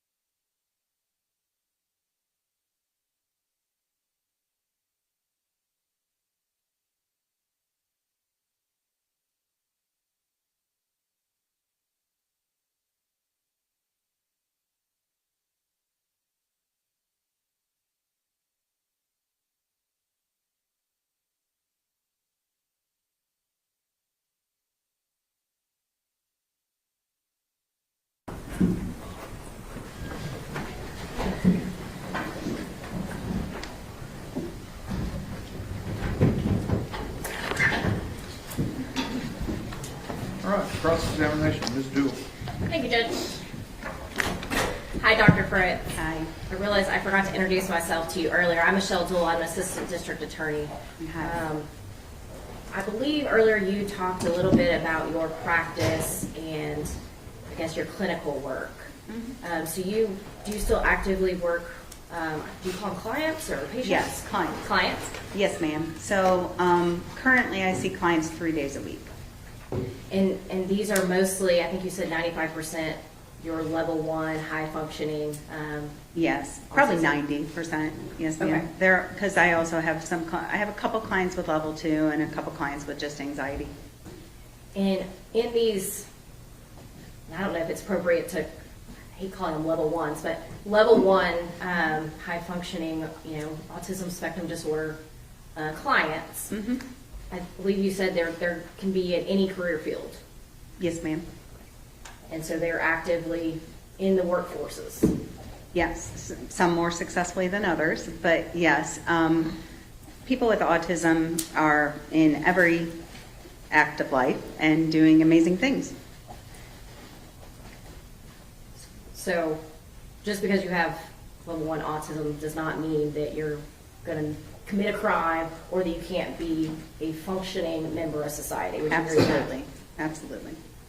Kind of talking a little bit about this case. You first met the defendant, I believe, in January of 2026. Is that correct? That sounds correct. Mm-hmm. Okay. That's a little bit more than 3 years, I believe, since this crime occurred November 30th of 2022. Is that right? Yes. Okay. And your opinions in this case, really,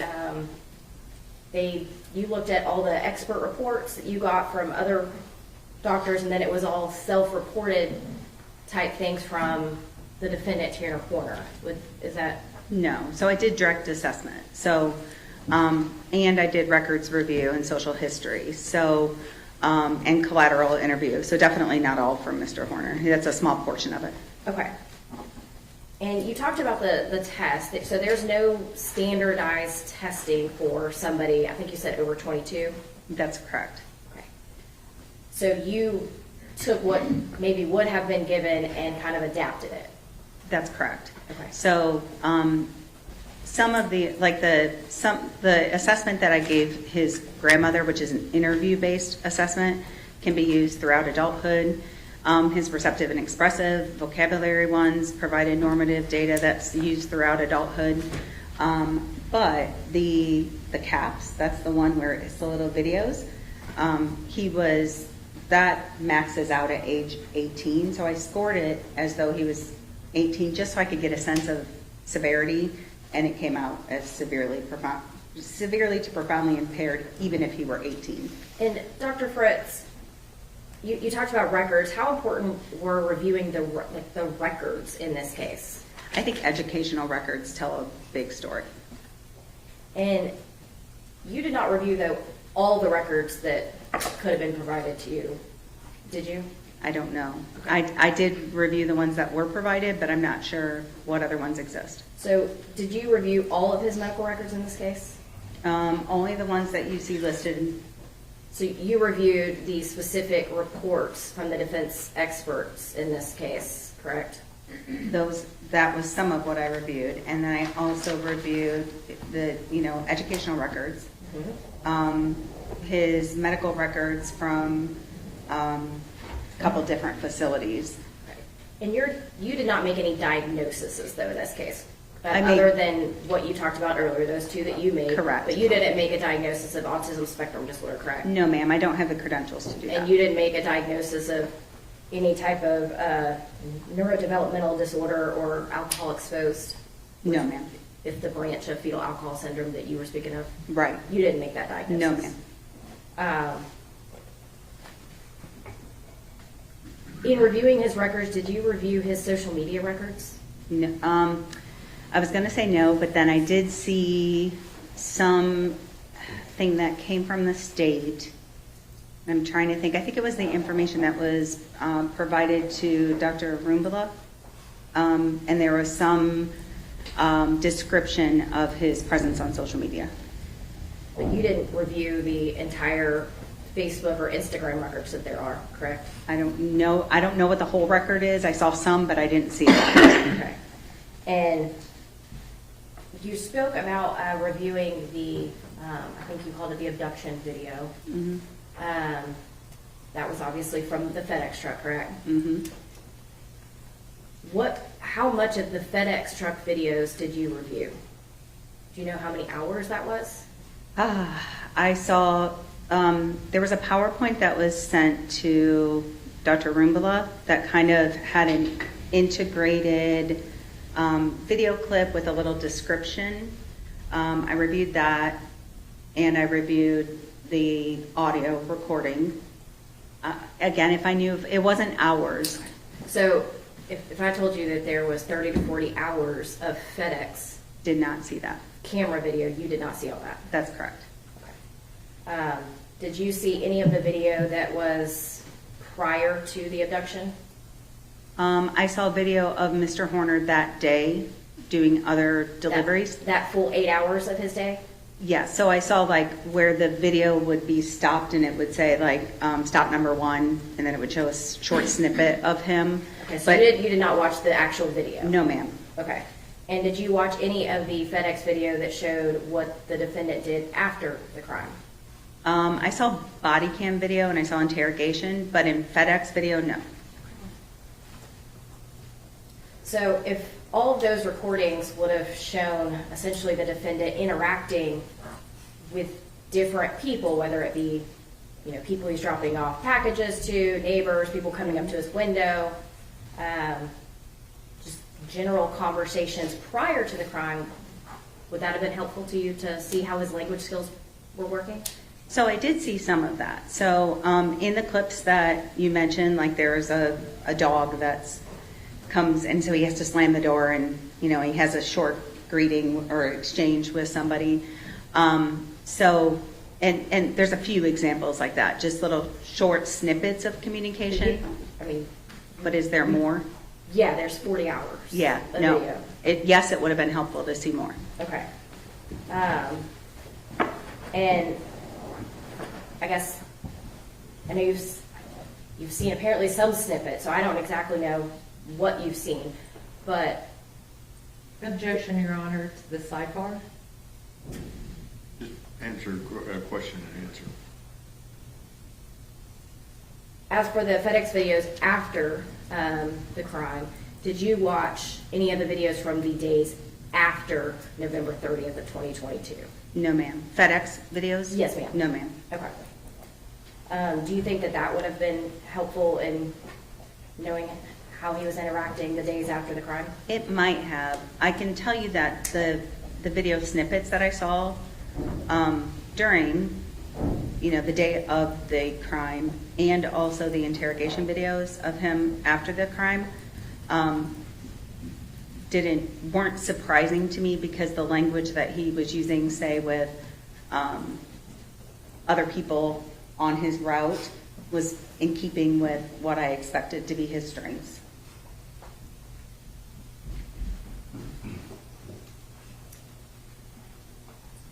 Do you know how many experts Tanner Horner had seen before you?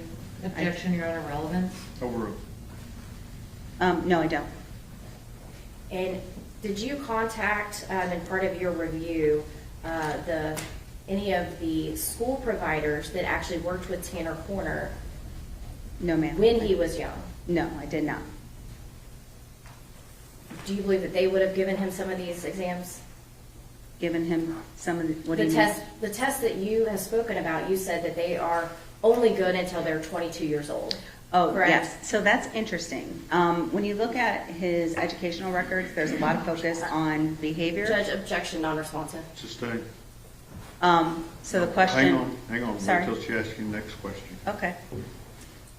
So as for your specific exam, you went and adapted the test, correct? Mm-hmm. Did he have any issues with answering any of your questions or answering the questions on that exam? Yes. And what issues did he have? Well, he had significant difficulty with all of the assessments. And what I was starting to say, and I don't know if this, I want to answer your question, was that you asked if he had been given any of these assessments during his formative years, and one of the CAPS didn't exist. So I wanted to clarify that. It was only developed about 5 years ago.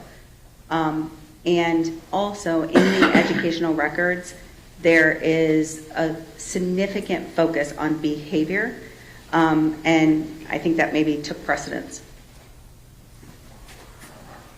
I guess to follow up with that,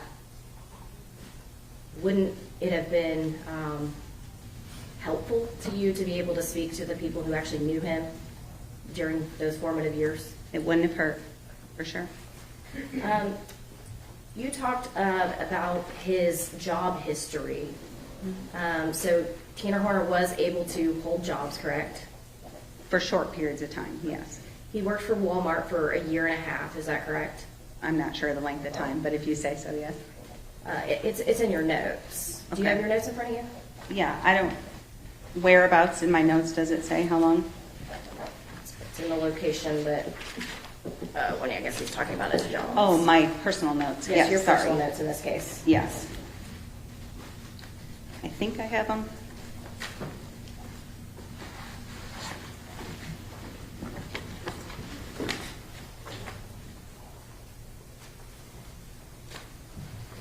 And I apologize that you had to try to read my writing. It's okay, and your notes aren't numbered, but, and I can tell you they're I think the 5th page. Okay, so, oh yes, and he was fired when he had an altercation with a customer. Yes. Mhm. And so did he get in a fight with the customer, or? I don't remember the specifics on it. I apologize. So he worked for 1.5 years, but then he got fired for altercation with a customer. Mhm. Okay. And he also had a job at Albertsons. Mhm. I believe there, Tanner Horner stated he was on K2 and he got in a fight with his cock-blocking roommate. Yep. And so we, I guess, lost that job. Yeah, so I think he had a roommate that I sort of feel like it was in the parking lot, but again, I'm just kind of guessing to fill in the gaps. Would you agree? I mean, you have a variety of jobs listed, but his autism didn't mean that he couldn't hold a job. Would you agree with that? I believe autistic people can hold jobs. I think Mr. Horner has a really strong history of losing jobs because of his emotion dysregulation. And didn't he say that he quit nearly half of his jobs due to, quote, a lack of work ethic on his part? Yes, which can also go hand in hand with a diagnosis. Sometimes we see reduced motivation. So yeah, work ethic problems, interpersonal problems, those seem to be the two biggest reasons he lost jobs, along with transportation issues at times. As far as, your diagnosis in this case, you said it was like mild to severe impairment, but you did find that from some areas he did have strengths, correct? Mm-hmm. And one of the areas that he had strengths is he could make and respond to greetings appropriately, correct? Mm-hmm. So yes. Yes. Sorry, the court reporter is going to make you say yes, ma'am. Sorry. And he can understand clearly stated rules, correct? Yes. And he can apologize appropriately, correct? I don't know that I have I'm trying to think if I have strong evidence. The only evidence I see of a real apology would have been, that I can think of, is in the suicide letter. Okay. I think in that context he did, but I'm not sure that I've heard evidence of apologies in general. And then I'm going to refer you to page 16 of your report. Thank you. And it's the third full paragraph on that page, kind of the third sentence down. But you specifically state that he revealed several social pragmatic strengths. He consistently makes and responds to greetings and farewells. He shows a sense of humor. He apologizes appropriately, offers help to others, and understands posted or clearly stated rules. Yes, so this is the section that is from the, let me make sure I don't speak out of turn here.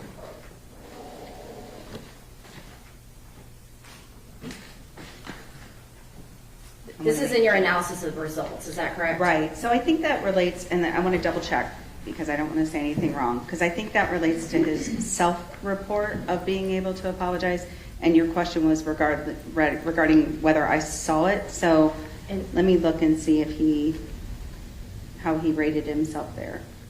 And But Judge, I'm going to object to non-responsive. Sustained. Okay.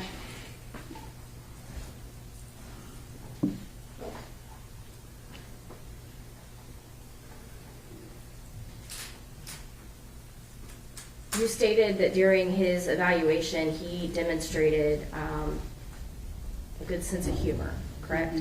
Yeah. And within that sense of humor, while you guys were doing your evaluation, he actually made a joke about an otter. Is that correct? That's right. And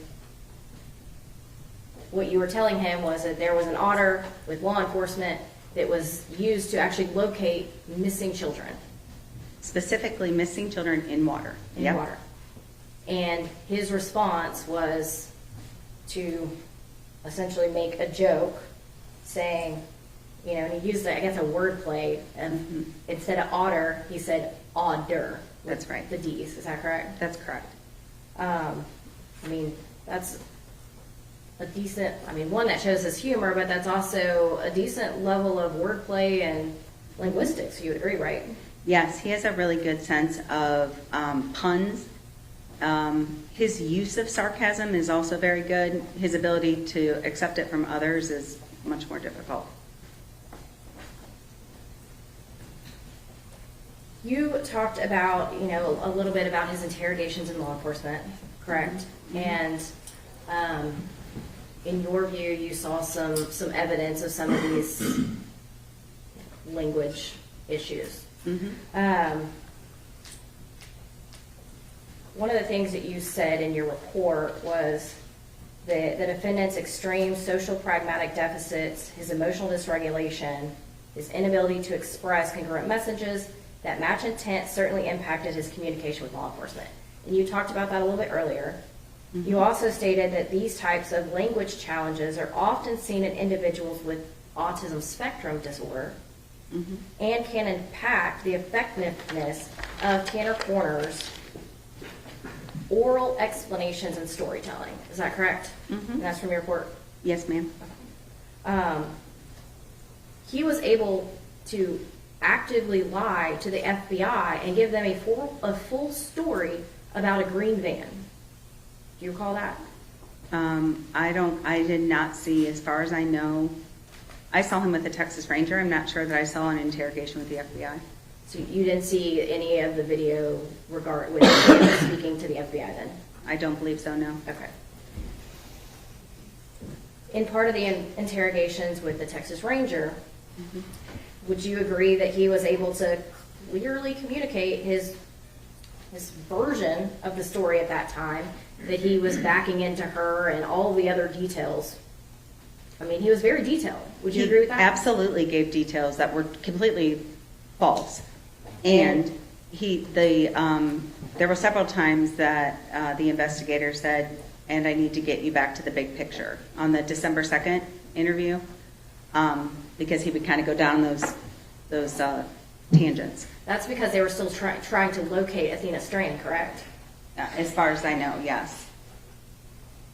Was he able to clearly give his version of placing the body in the bamboo? And he actually gave clear and precise turn-by-turn directions to investigators to get them to that bamboo forest. As far as I know, I didn't see, was that on the body cam video? Yes. Okay, then yes, I'm And assuming. did you see the video where he ultimately led them to the recovery of Athena Strand's body? I did. Okay. In that one, again, now granted, he came into 0, but then he still was able to give very clear turn-by-turn directions. He was able to very clearly tell him exactly where they put Athena Strand. Right, so you have two things at play there. Is that a yes or a no? What was your question? He was able to concisely and very clearly give turn-by-turn directions and explanation of where Athena Strand's body was found in Bobo's Crossing. Yes. Correct.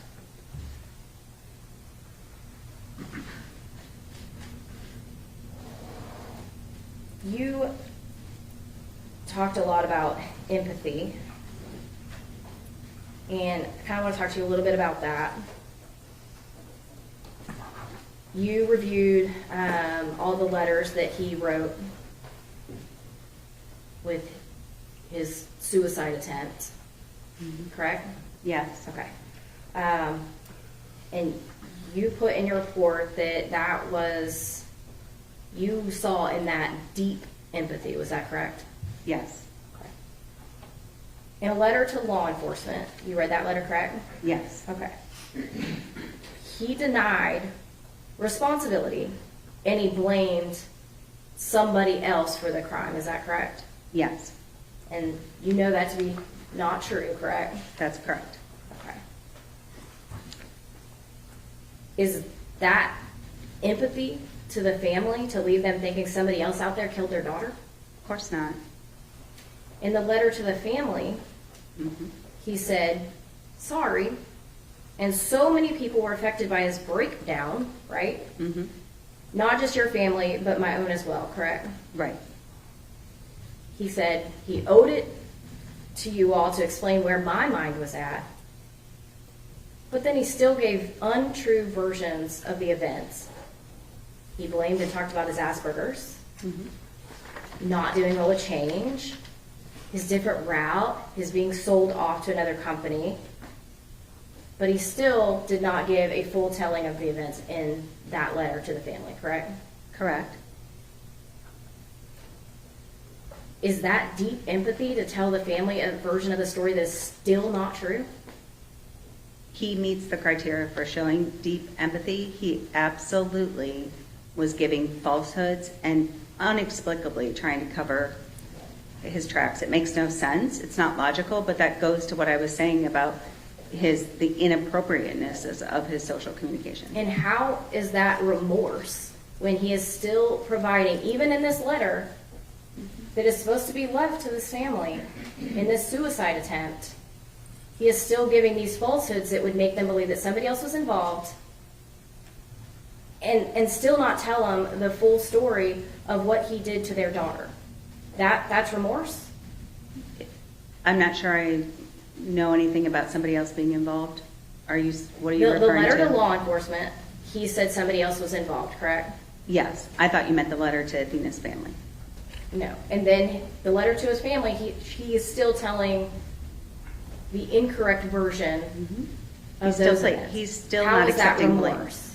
He is not fully accepting blame for his, and he is trying to make an excuse. And at the same time, his language is indicative of remorse, and that's what I'm here to opine on. So he's fully not accepting blame and he's still blaming others. So, but you're saying that's What's remorse? the question? Is that remorse? Yes. And what he did say is remorseful.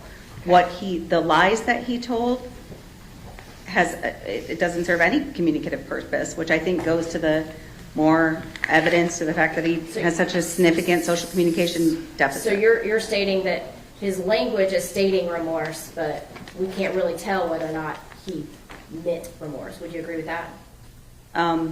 Well, I said that I had 4 criteria for remorse that had to be communicated, and I'm going to object to non-responsive, Judge. Sustain.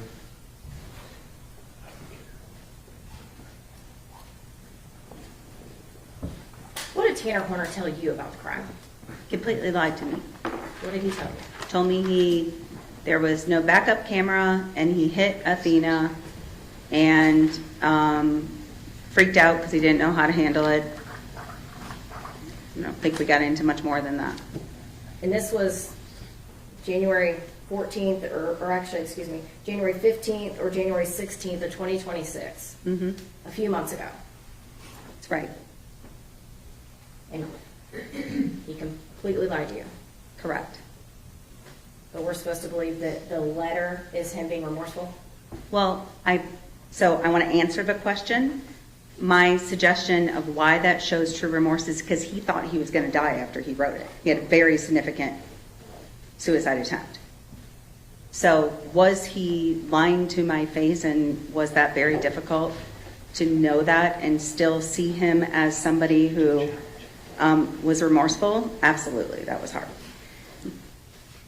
When he was lying to you, did you challenge him on that lie? No, ma'am. Why not? Because I needed to see the accuracies or the inaccuracies in his story. And so I didn't want to shut him down.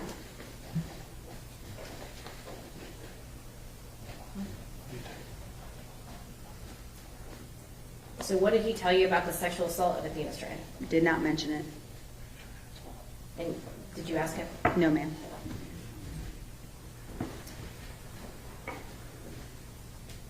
Did you watch the full abduction video that showed the kidnapping, sexual assault, and murder of Athena Strand? I watched whatever I told you I watched. I don't know that it was the full video. It's whatever was provided in that package to Dr. Rumbala, and then was provided as state evidence through the defense to me. So are you saying you just watched a PowerPoint, you didn't actually watch the actual video? I was not given the actual video. On that PowerPoint, you, I guess, got some clips, though, from Yes, that, ma'am. but not the entire video. Mm-hmm. Okay. When did you receive that? About 3 days ago.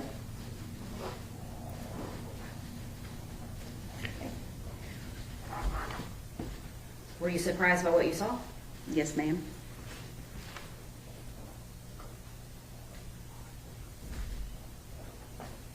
What were you surprised by?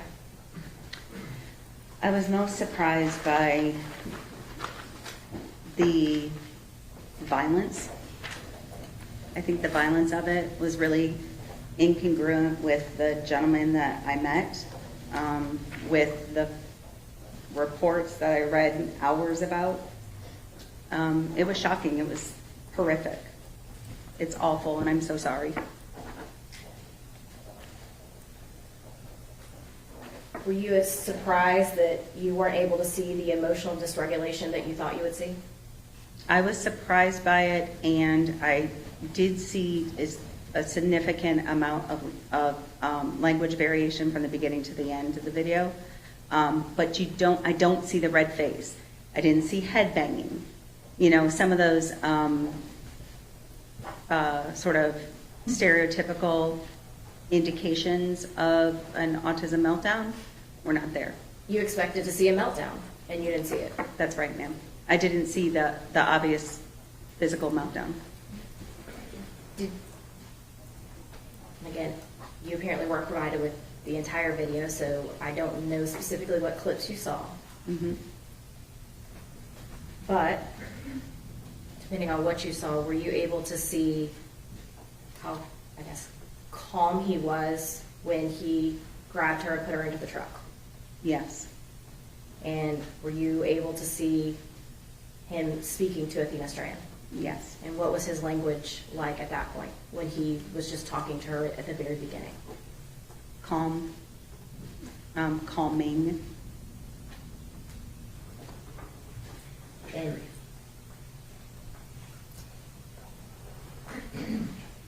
did you hear Tanner Horner say, "Don't scream or I'll hurt you"? Yes, multiple times.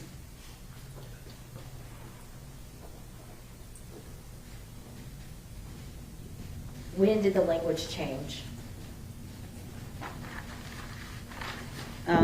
I believe after his attempt to asphyxiate her, but I could be wrong about the chronology of it. At some point, did his language become angry? Hostile, yes.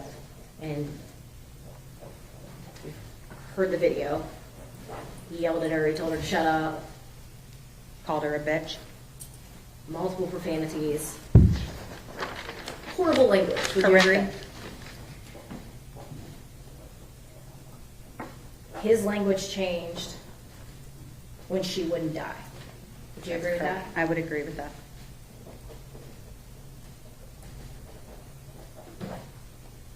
He had no empathy that day, did he? In that moment, I don't think he was empathetic to Athena, no. In fact, afterwards, he was seen smoking a cigarette, looking content. Would you agree? I didn't see him smoking a cigarette, I'm sorry. You didn't see that part? No, ma'am.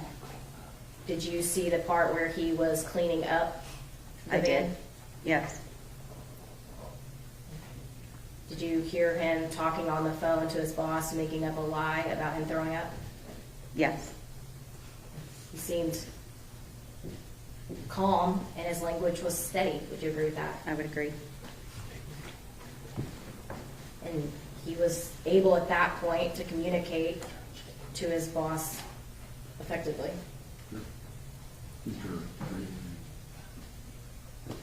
All right, 10 minutes, we'll call you right back in.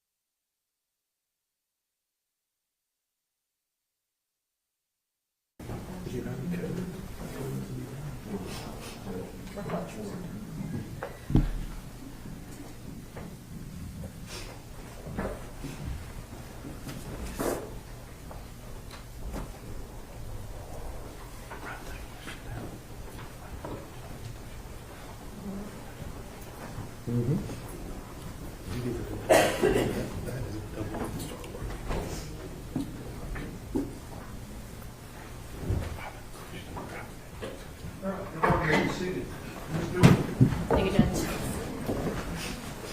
All right, Dr. Fritz. I promise we're on the home stretch.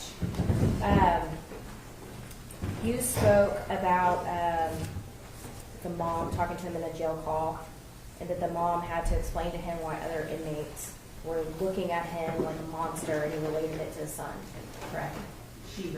She related it to his son, correct? Okay. Are you aware that he said if it was my son, he would take care of it himself? That's right. Mhm. Meaning Yes. he would kill the person who did that to his child. That was what I implied from what you said. We talked about triggering events. You apparently didn't watch the whole video. So did you actually see any triggering event? No, ma'am. Okay. So if there was evidence in this case that showed that there was planning and lead up and covering up cameras ahead of time, and there was not a triggering event, would that change anything in your opinion? It would make it even harder to understand Mr. Horner's actions. You were given a hypothetical that said if there was all this stuff going on, right, and there was cocaine use. Did you actually see any cocaine use? No, ma'am. In this hypothetical, though, if there was cocaine use by the defendant and he went, I think your words were big reactions to small problems, right? Mm-hmm. In that hypothetical, though, we did not talk about sexual assault. How does sexual assault play into big reactions, small problems? I don't think it does. I'll give you another hypothetical. Mm-hmm. If the defendant, whether he's triggered or not triggered, if Objection, Your Honor, that's an improper hypothetical to use the defendant. It has to be, if she's going to have a hypothetical, it needs to be a proper hypothetical. Rephrase your question. Absolutely, Judge. I'm going to give you a hypothetical. If somebody was caught using drugs in jail, and their trigger causes them to, have a big reaction to small problems and turn to violence when they're caught using drugs, and they go to attack an inmate or a guard, that'd be a problem, right? I agree that would be a problem. And that would make that person dangerous, correct? If they had a reaction like that and if they had access to use drugs and then have that reaction, yes.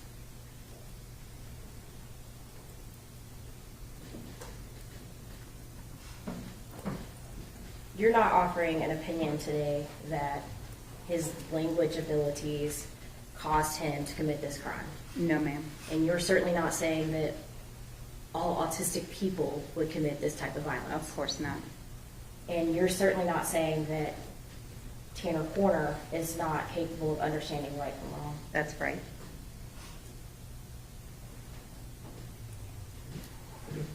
Last witness, Judge. Redirect. Yes, Dr. Fritz. Let's talk about the records that you were provided. Okay. You had mentioned that you had been provided the same records that had been provided to a Dr. Arambula. Mhm. Do you know who Dr. Arambula is? No. Were you given a report from Dr. Arambula? Hold on just a moment. Yes, I was. With regards to the jobs that the state asked you about, what significance were the incidents that led to Tanner's either resigning or firing or leaving that job? Lots of difficulty with what we call adulting.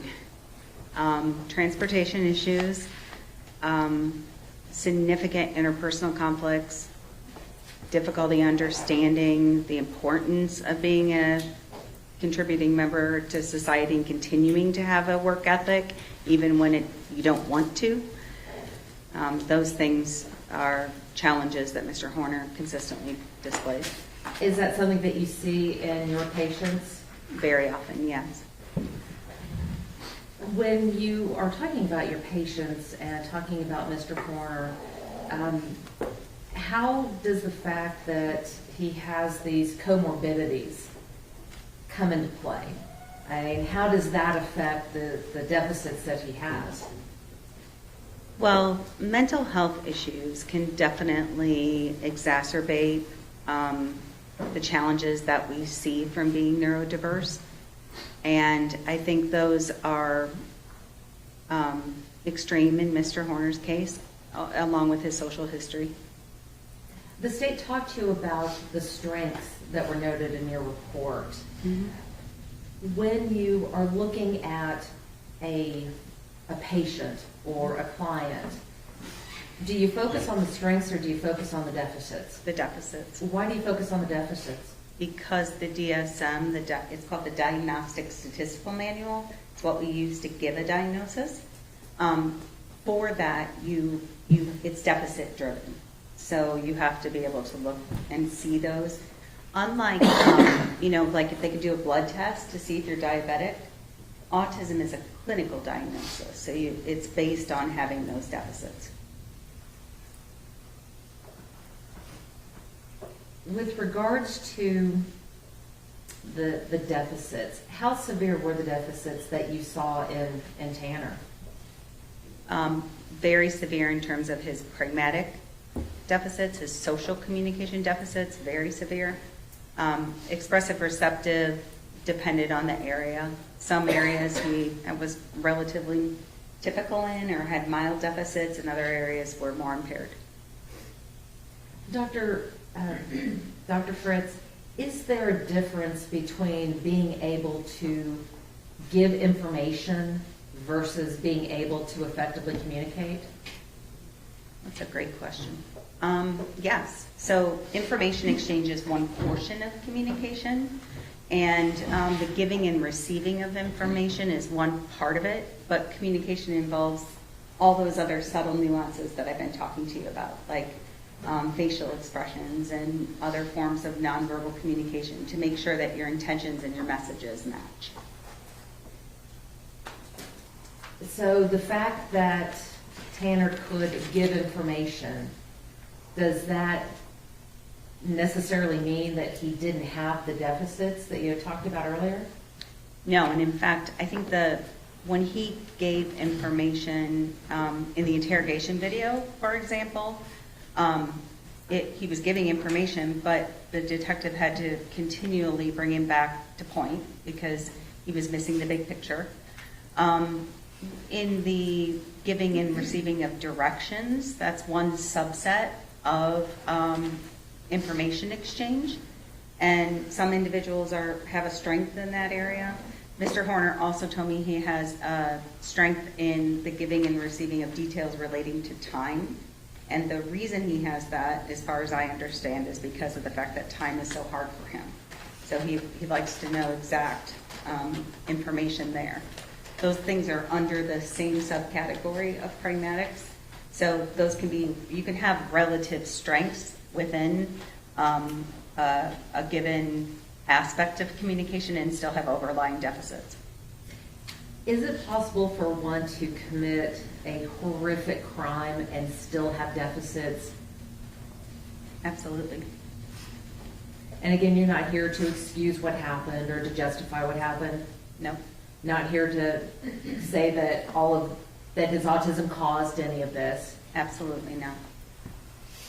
Dr. Fritz, the last thing I want to talk to you about is what, one of the things that the state brought up regarding these suicide letters.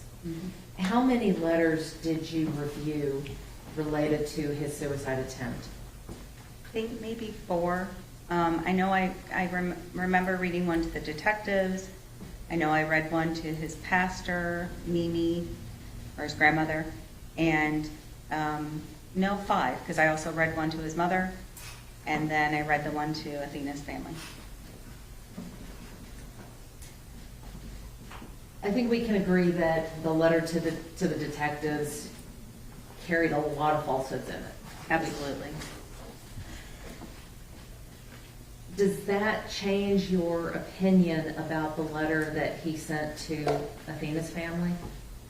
No, there are falsehoods in the letter he sent to Athena's family as well.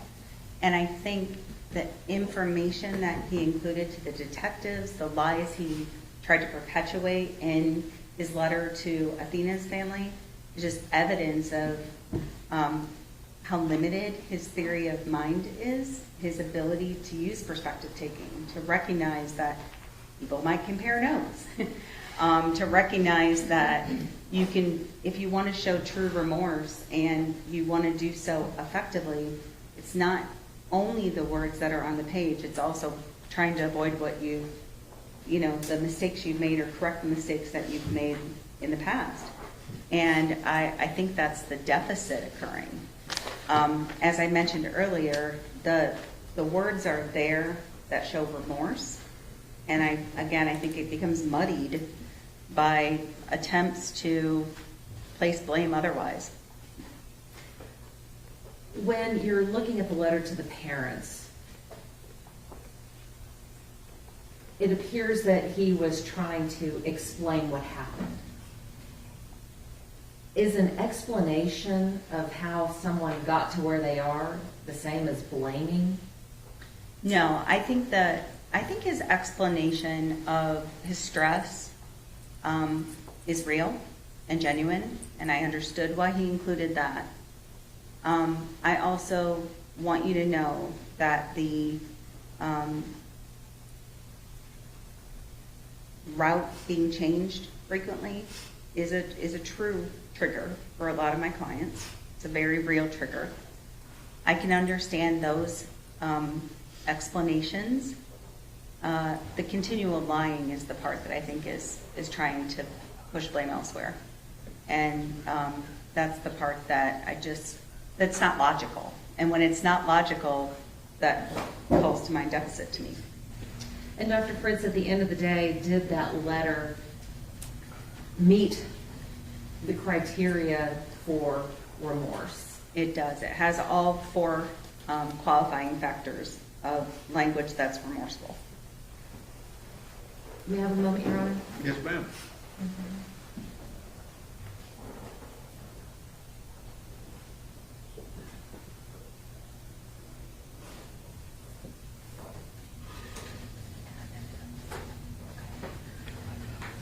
Nothing further, Your Honor. Ms. Dool. Very, very briefly, Judge. Yes, ma'am. Are you aware that he had the same route the day before? I'm not sure if I knew that in particular. I do know he was on a floater route, so there was some inconsistencies in his route. So his route being changed caused him to intentionally kidnap, sexually assault, and murder Athena Strand? No, there's no direct cause and effect here. There's no explaining away his violent act. 100% no. And I can tell you that changes in routine, the lack of structure and predictability are triggers in autism. You stated that what you see is what you get with autistic people. We saw who Tanner was on that video, correct? I think you saw evidence of some horrific things on that video. Nothing further, Judge. Ms. Anderson.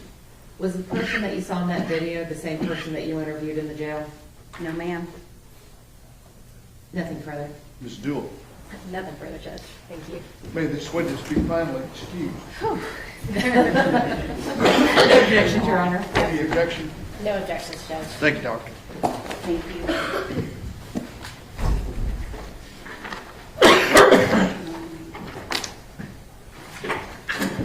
Before I choke to death, I'm going to send y'all home for the rest of the day, okay?